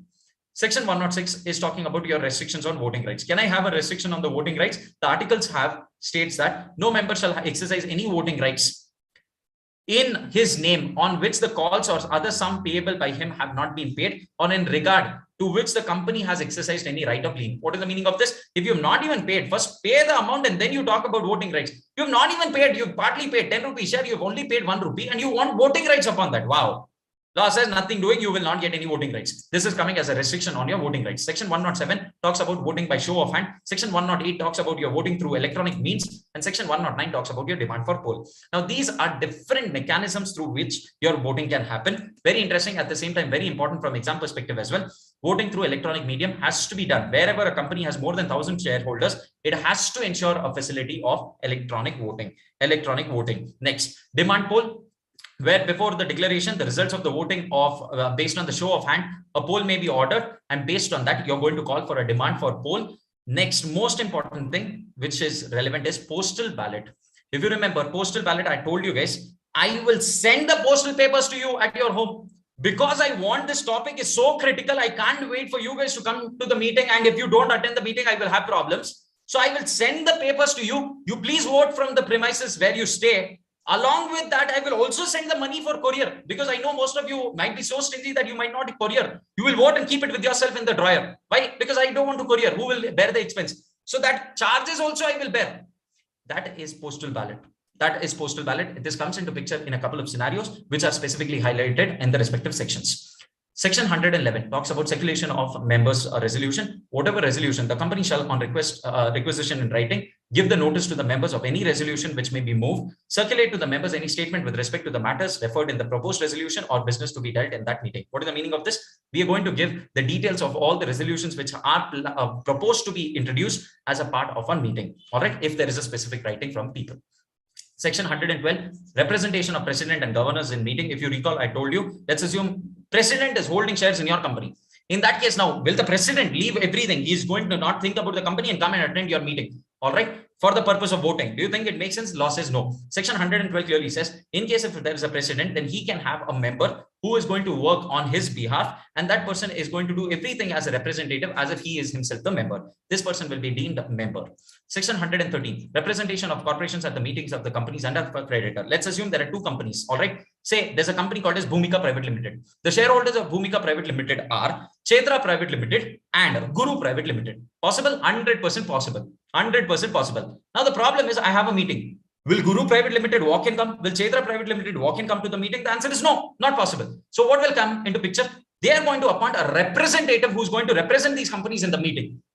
That is covered as a part of your section 113. Section 114 talks about your resolutions. There are two types of resolutions. One is called as a special resolution. The other one is called as ordinary resolution. Special resolution is not just 3/4. There's something beyond that. There's something beyond that as well. For special resolution, 3 conditions have to be satisfied. First one, intention to propose the resolution has been specifically mentioned in the notice. In the notice, you have to tell that, sir, we are going to provide or we are going to discuss this matter through a special resolution. You will have to say, do you recall? It's seen a notice of AGM where we had specifically seen that they had mentioned this matter is to be resolved through a special resolution. Why? Because if I don't mention that, then it is not going to be within the perspective of within the ambit of section 114. All right. Next, the notice shall be duly given. The votes cast in favor of the resolution shall be 3 times, shall not be less than 3 times the votes which are cast against. That means 3/4 of them have to agree to it. Most important thing, you will have to give an explanatory statement for every topic on special resolution. All right. For the purpose of section 114, any business to be transacted at the general meeting by means of ordinary special resolution, the resolution to be communicated by the members to the company and entered in the minutes book recorded under 118 and signed and dated by the members, and such date shall be deemed to be the date of meeting for all the purpose. What is the meaning of this? Very simple. Whenever there's any special resolution or ordinary resolution passed, when this has been recorded in the books, in the registers, and it has been signed, that date of recording it itself will be considered as the date of passing this resolution. Understood, everyone? Understood, everyone? Yes. Next, section 115, resolutions requiring special notice. Extremely important topic. If you remember, we have seen special notice means when 95. I'm not talking about shorter notice.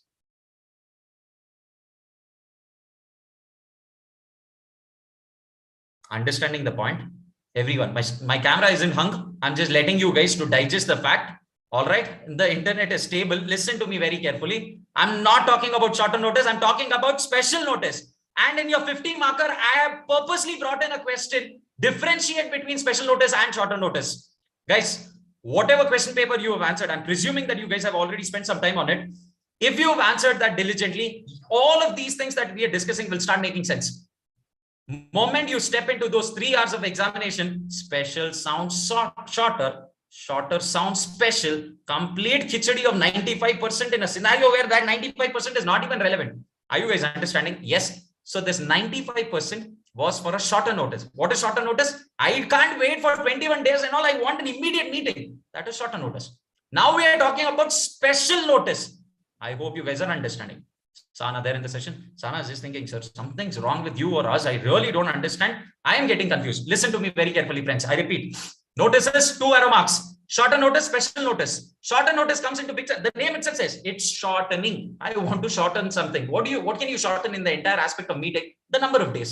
Instead of 21 clear days, I can't give 21 clear days. So what will I do? I want 14 days. I want 7 days.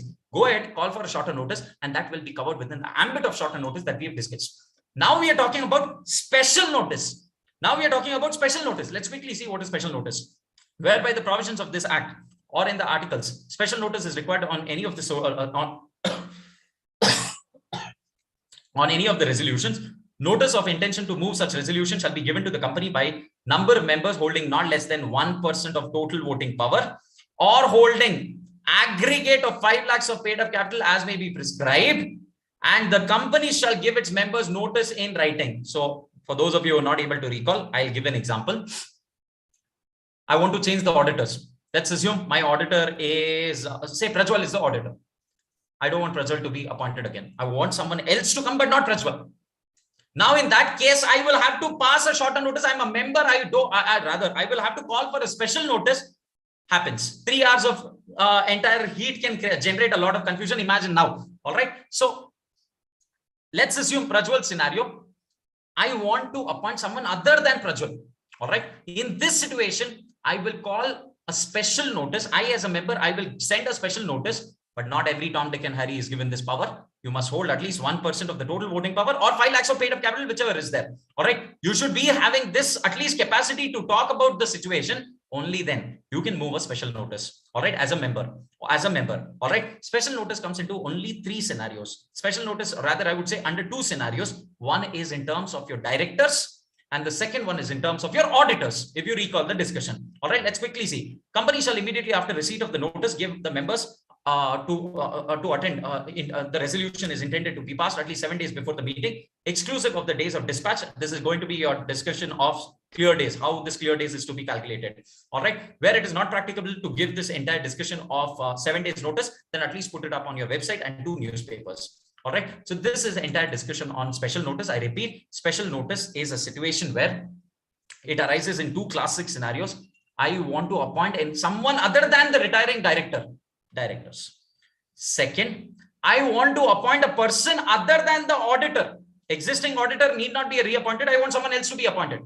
This is a second scenario wherein special notice might come into picture. Third scenario, I want to remove this auditor. Who will come? I don't care. I want to remove this auditor. Second and third might sound similar, but it isn't.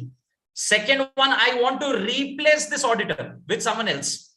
Example, I want Darshan to replace Prajwal. That is coming under your second scenario. Third scenario, sir, who is replacing? I don't care. Remove Prajwal for a time being.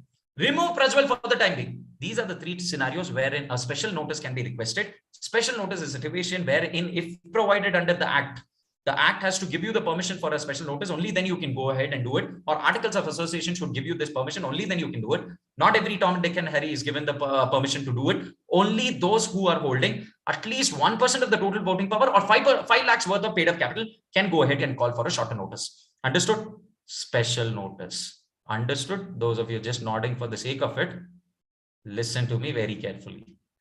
What is shorter notice? I can't call for 21 days. Please reduce the time. That is called a shorter notice. What is special notice? Some 3 aspects are there under which, if there is any discussion, I will pass a special notice, but not everyone can do it. It can be done only by those who are validating those conditions which have been prescribed. Understood? Understood? Now listen to me. After this session, no one is going to write the test. No one is going to write the test after this session, because I have almost covered the entire syllabus of your 50 marks goes inside. That was done earlier as well. All right. So section 116.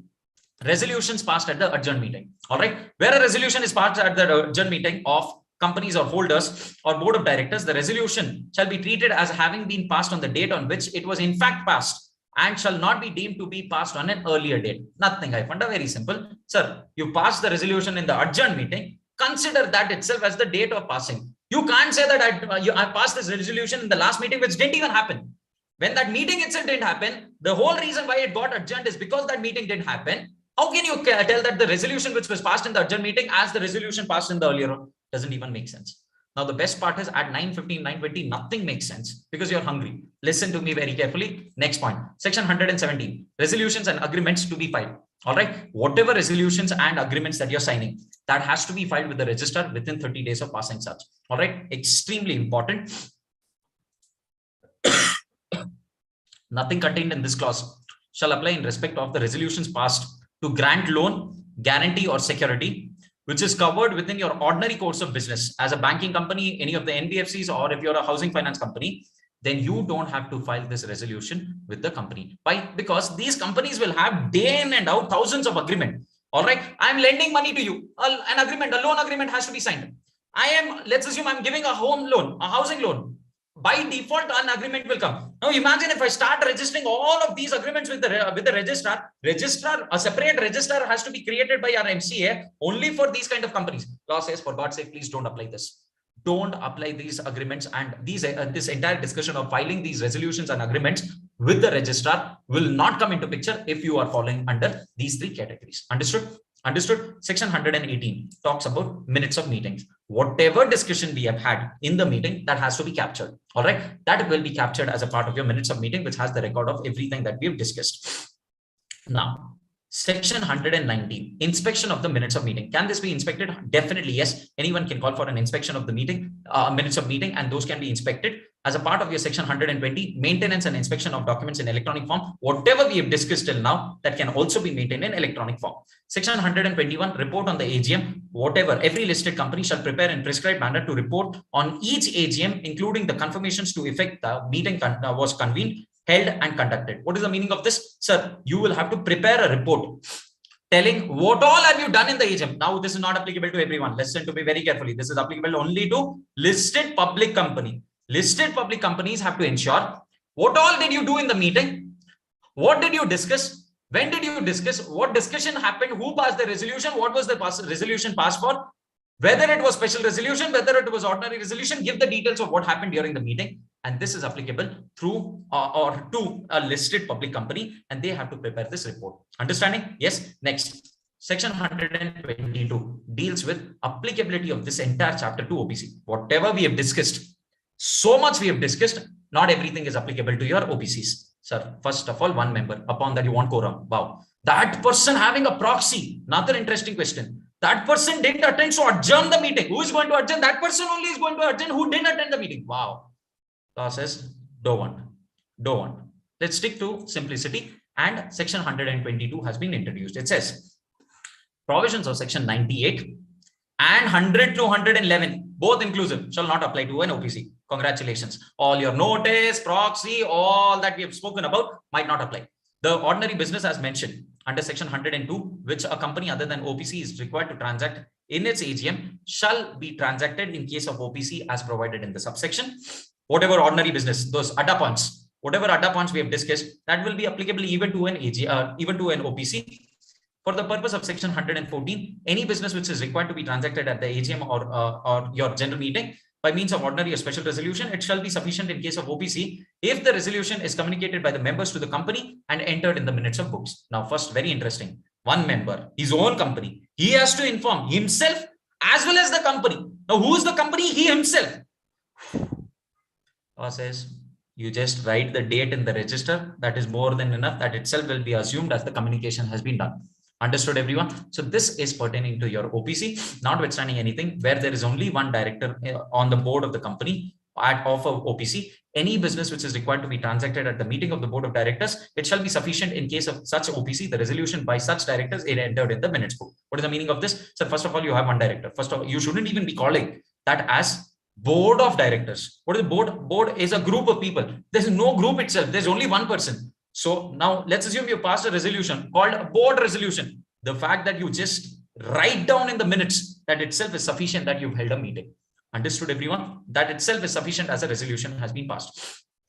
This is about your entire discussion on management of administration, management and administration. We have exactly 20 minutes spent. What we'll do, we'll quickly switch now to your other laws. All right, we are going to quickly go to your Indian Contract Act. Or do you want me to discuss dividend? Quick, respond. Let's go. Agreed. Let's go to Indian Contract Act. All right. So let's quickly discuss Indian Contract Act. Extremely important point. I know most of you said dividend. The whole reason is finishing this parallelly as well, because don't forget, how much ever you discuss Companies Act, you will get only 60 marks out of it. The rest 40 has to be a balance from you. All right. So let's go ahead, quickly revise your Indian Contract Act as well. So Indian Contract Act as a part of your 1872, extremely simple, at the same time, extremely important topic. You cannot enter examination hall without reading this chapter. All right. So let's quickly revise this chapter. Indian Contract Act, the first unit is pertaining to your contract of indemnity and guarantee. Very interesting discussion. Contract of indemnity is a contract by which one party promises to save the other from the losses which is caused by the conduct of that party himself or by the conduct of any other person, and this will be called as a contract of indemnity. There are two parties involved. One is the indemnifier, the other one is called as the indemnified. All right. A contract of marine insurance and your fire insurance is definitely a contract of indemnity. Life insurance is not a contract of indemnity. What is the value? Your life value might be different for me and for your parents. Goes unsaid. Yes. So this is, you cannot quantify it. Therefore, there cannot be any sort of indemnity. Rights of indemnified. Rights of indemnified. Quickly, I'll be asking a question immediately after this. Rights of indemnified. Who's indemnified? The person who has taken that insurance. The person who is going to be made good the losses. Not make good. The one who is going to get the benefit of making good or being made good the profits or losses which you have incurred. All right. So let's quickly see the rights to recover the damages, rights to recover the cost, recover some which is being paid under the compromise, and sue for specific performance. Whenever there is a requirement of a specific performance, that can be sued upon. All right. Now, Indian Contract Act is silent about the rights of an indemnifier. If you remember, length and breadth, we've revised this multiple times. We have the rights of indemnified. Law has protected your rights. Whenever you take insurance, law thought, yes, they are gentlemen, gentlewomen. So, of course, we will have to consider their rights, and they've given. But law did not bother giving the rights of the insurance companies, which are taking the entire burden of repaying you, whatever happens tomorrow. Yes. So this is the most important thing. Indian Contract Act is silent about the rights of the indemnifier. Having said that, they don't have any rights. The answer is no. They have rights which are similar to that of the surety under section 141. Understood? Yes. So loss which is incurred by an act of God. Example, movie. Which movie? Oh my God. Oh my God. An act of God is not covered within the ambit of contract of indemnity. I hope you recall we had discussed the movie also. I never thought that we will be discussing movies, Bollywood movies, that too, during our classes. All right. Having said that, nevertheless, contract of guarantee under section 126. What is contract of guarantee? Contract of guarantee is a contract to promise, to perform the promise or discharge the liability of a third person in case of his default. You were supposed to do something, you didn't do. So now who has to do? Your parents will do it because they are the surety. They are the guarantor, which you are not supposed to use. All right. So listen to me very carefully. It's surety. Surety is going to come into picture. There are three parties involved when it comes to a contract of guarantee. The first one is called, listen to me very carefully. Stop fidgeting the things around. There's no point in flipping through the pages. Listen to me. I'm extremely fast and I'm revising. You will miss out on what we are discussing. Listen to me. All right. So there are three parties involved. One is called the surety. Second one is called as the principal debtor. The third one is called as the creditor. Understanding? Yes. So there are how many contracts? Two contracts, two explicit contracts and one implied contract. Two explicit contract and one implied contract. I am extremely clear. So in total, there are three contracts. One contract is between the principal debtor and the creditor. Second contract is between the surety and the creditor. The third contract is the implied contract between the principal debtor and the surety. Understanding? Everyone? Yes. Crystal clear with the concept? Yes. Next. Yes. Consideration for guarantee under section 127. Aditi, understanding? Skanda, Shreyas there in the session? Yes. Guru, Chandrabali. Section 127. Anything done or any promise made for the benefit of the principal debtor, that itself is a sufficient consideration to the surety for giving the guarantee. Again, what is the consideration that you give as a surety? Classic example. Your education loan, parents giving personal guarantee. Have they asked anything from you? The answer is no. Why? Tomorrow is this valid? The answer is 100% valid. Why? No requirement. Tomorrow, let's assume.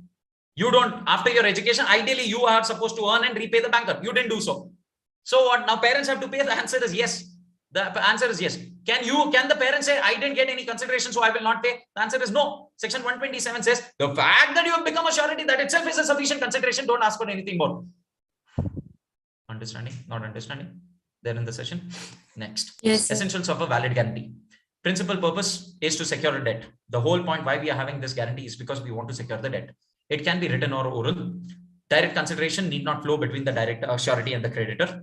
The principal debtor may be a minor. Important point, MCQ in examination. MCQ, they'll give one pager full history. They will give minor, child, actor, this actor, that actor. The question might be revolving whether he can become a principal debtor or not.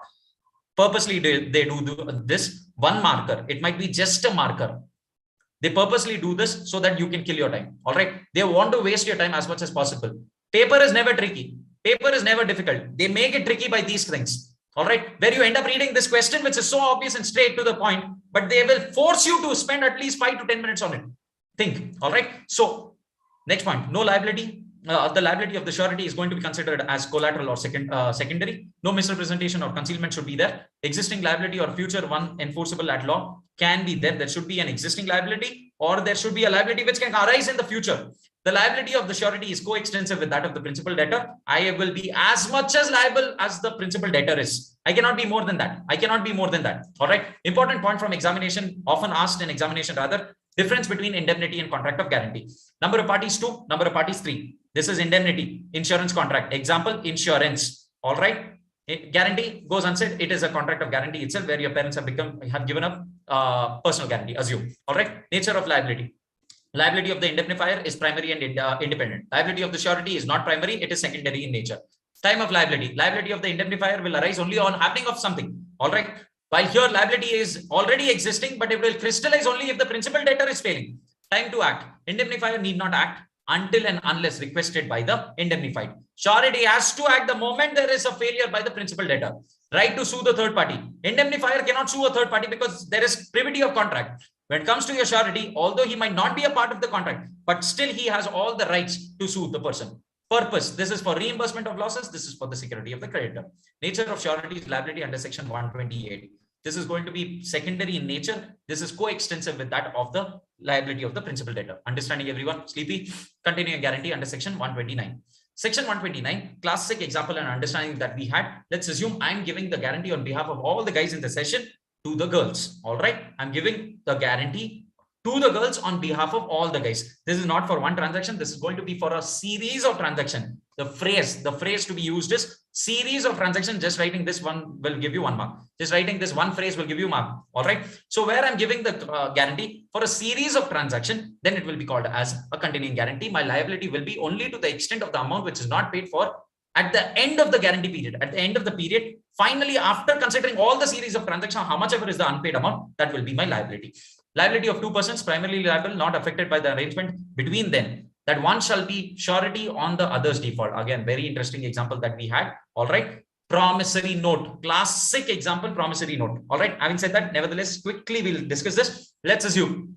All right. Say, example, quick. Pratibha and Priyadarshini. You guys have given, let's assume Pratibha and Priyadarshini have signed a promissory note and given it to me. That means they both are going to pay me an amount. Now, personally between Priyadarshini and Pratibha, they have agreed that it is going to be the liability of Pratibha. Priyadarshini is just going to act as a surety. Tomorrow, if Pratibha doesn't pay, then Priyadarshini will come into picture. But wait, this is an understanding between them both. They have never mentioned this to me. So primarily, both of them are liable to me and it will not be affected by an internal arrangement which they have between themselves. Understood, everyone? Yes. So this is coming from section 132, where two persons contract with the third person to undertake certain liability through your promissory note in our case. And also with each other that one of them shall be liable to only on the default of the others. The third person not being a party to such contract, the liability of each of such two persons to the third person under the first contract is not affected. That means both of them are equally liable. I will not take up the risk of anything. Both of them are definitely liable. This is not affected by the existence of a second contract. Just because they have an internal arrangement, I don't care. Both of them are equally liable to me. This is coming from section 132. The authority understanding? Yes. When the surety is discharged. Surety can be discharged under three scenarios. One is revocation, act of creditor, and invalidation. Revocation, say let's assume notice, death, novation. Anything happens, then the surety is discharged. Act of the creditor, let's assume he's varied the terms without asking me. He's gone ahead and changed something without asking me. I will not be liable. I will be discharged immediately. All right. Release of the principal debtor. He himself tells, chal, jane de. You don't have to pay anything. All right. That becomes your release of principal debtor and you need not pay anything in that situation. Compounding by the creditor, impairing surety's remedy, and loss of surety. These are 5 scenarios in which, because of the act of creditor, the surety is discharged. The last one is invalidation. Because of essential elements itself missing, misrepresentation, concealment, failure of consideration, co-surety not joining. These could be the 5 scenarios because of which your contract is getting invalidated and the surety is discharged from the entire liability. Understood? Understood? Yes. Next point. Rights of the surety. Now, what are the rights of the surety? His rights can be against 3 people. Right against the principal debtor, right against the creditor, and right against the co-sureties. Guys, are you able to recall, at least recollect what we are discussing? Yes. Yes. Or you might not be able to remember everything at one shot, but slowly, at least seeing the picture, seeing the topic, you must be able to recall because we have exhaustively discussed this time and again. All right. So when it comes to your right against the right against the principal debtor, it can be a right of subrogation or right of indemnity. What is the meaning of the word subrogation? Classic discussion that we had, the entire discussion of what subrogation is, what subrogacy is as such. All right. Subrogation means the moment surety has paid the amount on behalf of the principal debtor, he will step into the shoes of the creditor. He will step into the shoes of the creditor. He will take the position of the creditor, and that is your right of subrogation, which is coming under section 140. Understanding, Aditi? Yes. Right of indemnity. What is the meaning of this? Right of indemnity means tomorrow, if anything happens, if I am incurring any loss, then it will be the responsibility of the principal debtor to repay those loss, which is coming under section 145. Right against the creditor. Two important rights. One is right to security, and the second one is right to set off. What is right to security? Sir, let's assume you had taken a security at the time of giving this loan to the principal debtor. Now I have made the payment on behalf of the debtor. Give me that property. Whatever property you had, please transfer it to me in my name. I will have the right against it, and that is covered under section 141. Right of set off. What is the meaning of this? Let's assume principal debtor has taken 1 crore from you. All right, you're the surety. The principal debtor has taken 1 crore from you. Now I am ready to pay this 1 crore on behalf of the principal debtor. I am ready to pay this 1 crore to you, but don't forget you had to pay me 1 crore 50 lakhs. So what have I done? I've just knocked it off. I've set it off. There's no problem at all. This right is available against the creditor. Most important thing, right against the co-sureties. What is the right against co-sureties? Let's assume 2 or 3 people together come and become the sureties. They will be called as co-sureties. All right. Now, if one person, let's assume out of 2 people, one person has made the payment. One person has made the payment. He has all the rights to recover it from the other co-sureties as well. Understood? Yes. Now, this right can be either to contribute equally or it can be different sums under section 146 and 147. Based on that, you will have to accordingly decide how much is to be paid and how much is to be recovered. We have solved case studies on this, if you remember. Some 4 or 5 scenario-based questions we have discussed, 3 lakhs, 4 lakhs, 1 lakh, and all of that. So this is the entire topic revolving around that. Are you guys able to reconnect? Yes. Yes.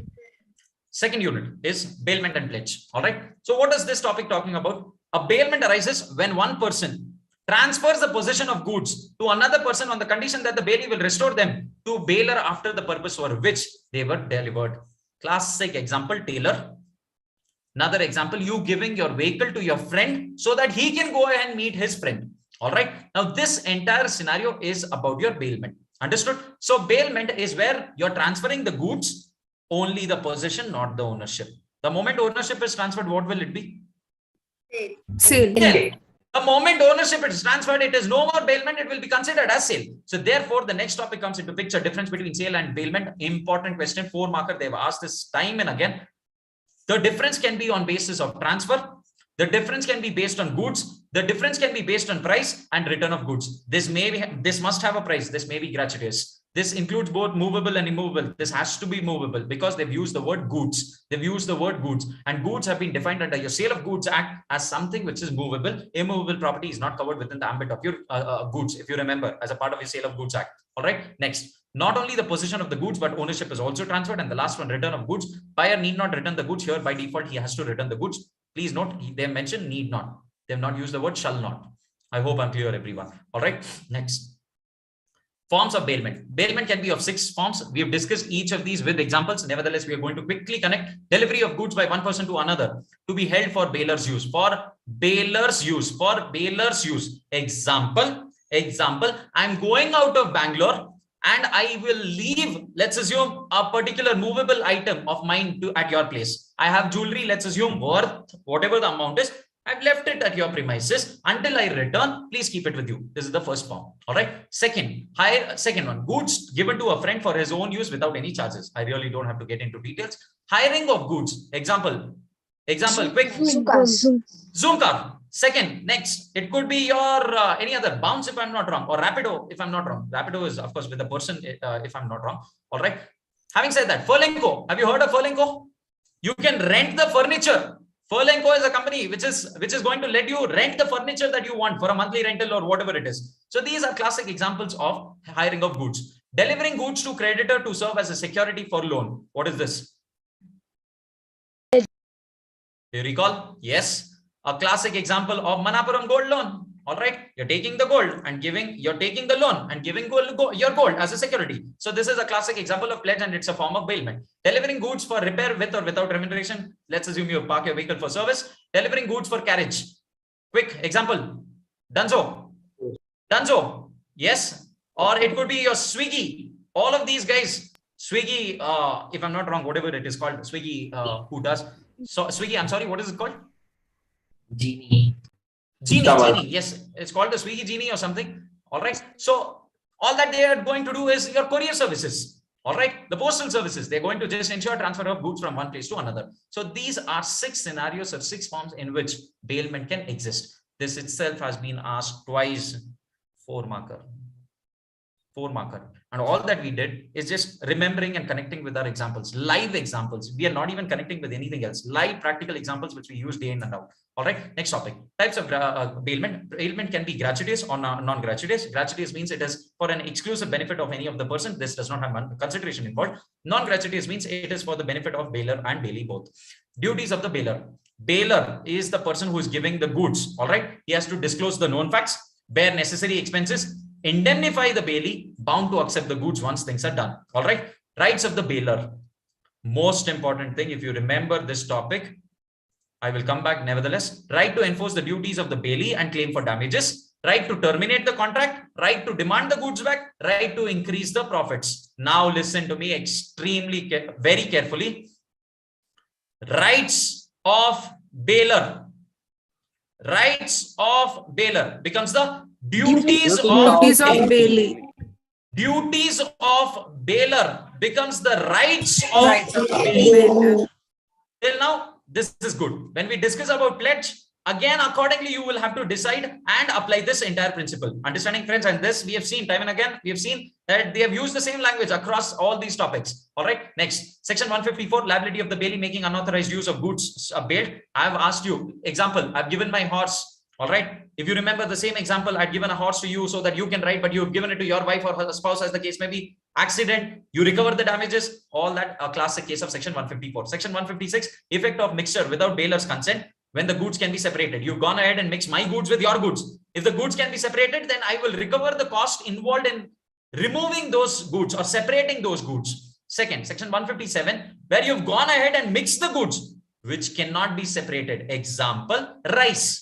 If you remember, you have Sona Masuri and I have given you Basmati. You've gone ahead and mixed. Wow, congratulations. Now keep separating that one by one. Let me know if it is possible. If it is not, bear the entire loss of it. All right. So this is the entire discussion of section 156 and 157. Termination of bailment. It will come to an end either because of the fixed period, if it is achievement of objective, by death of the bailer or the bailee, inconsistent use of the goods, or destruction of the subject matter itself. Now, duties of bailee is equal to rights of Bailer.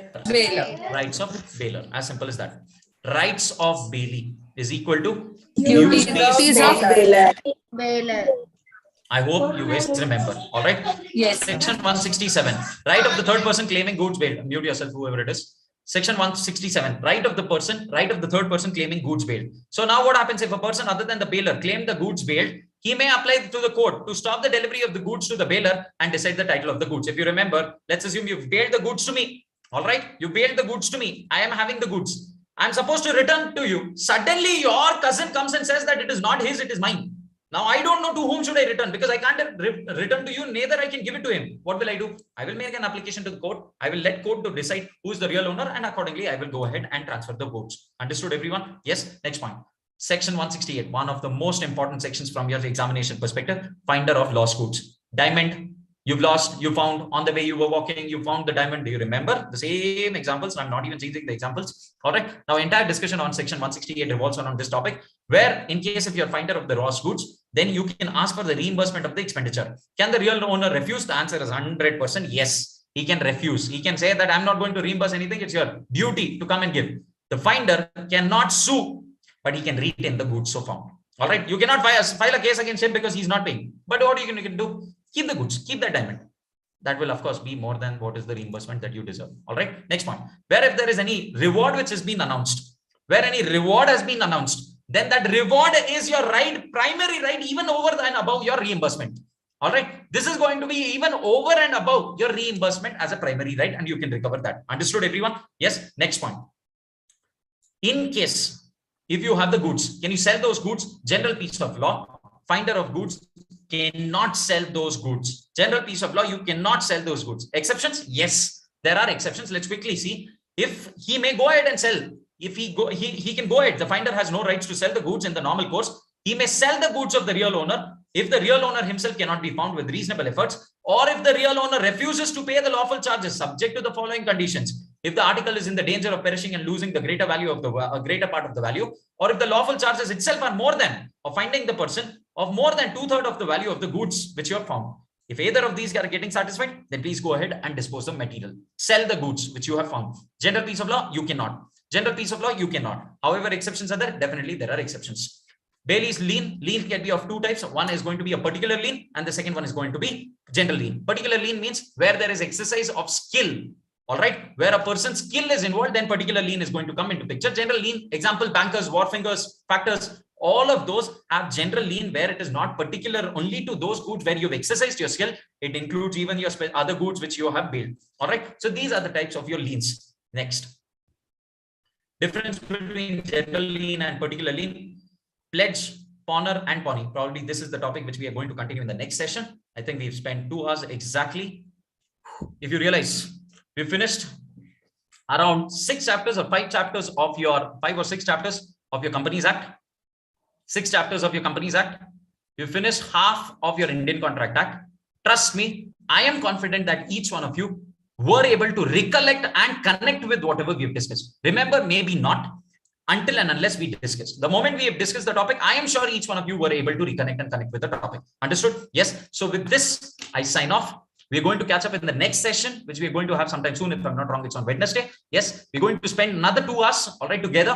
We're going to cover whatever we have discussed till now in terms of your law, as well as finishing your Companies Act, whatever chapters are left. All right, wherein we are going to cover a dividend, your entire discussion on financial statements, and if there's anything to be done from your share capital perspective. Goes unsaid, you have your interpretation of statute, general clauses act, and negotiable instruments, which we are going to cover as a part of our revision. Friends, trust me, this initiative is going to help each one of you, because I'm sure in 2 hours, none of us would have been able to cover the syllabus at the speed and the length which we have discussed. And it's not that we have just seen at a very macro level. No, we have got into the details as much as possible. All right. Having said that, individually, you will have to read the study material. You will have to look into the details. I am hopeful that you have written the test.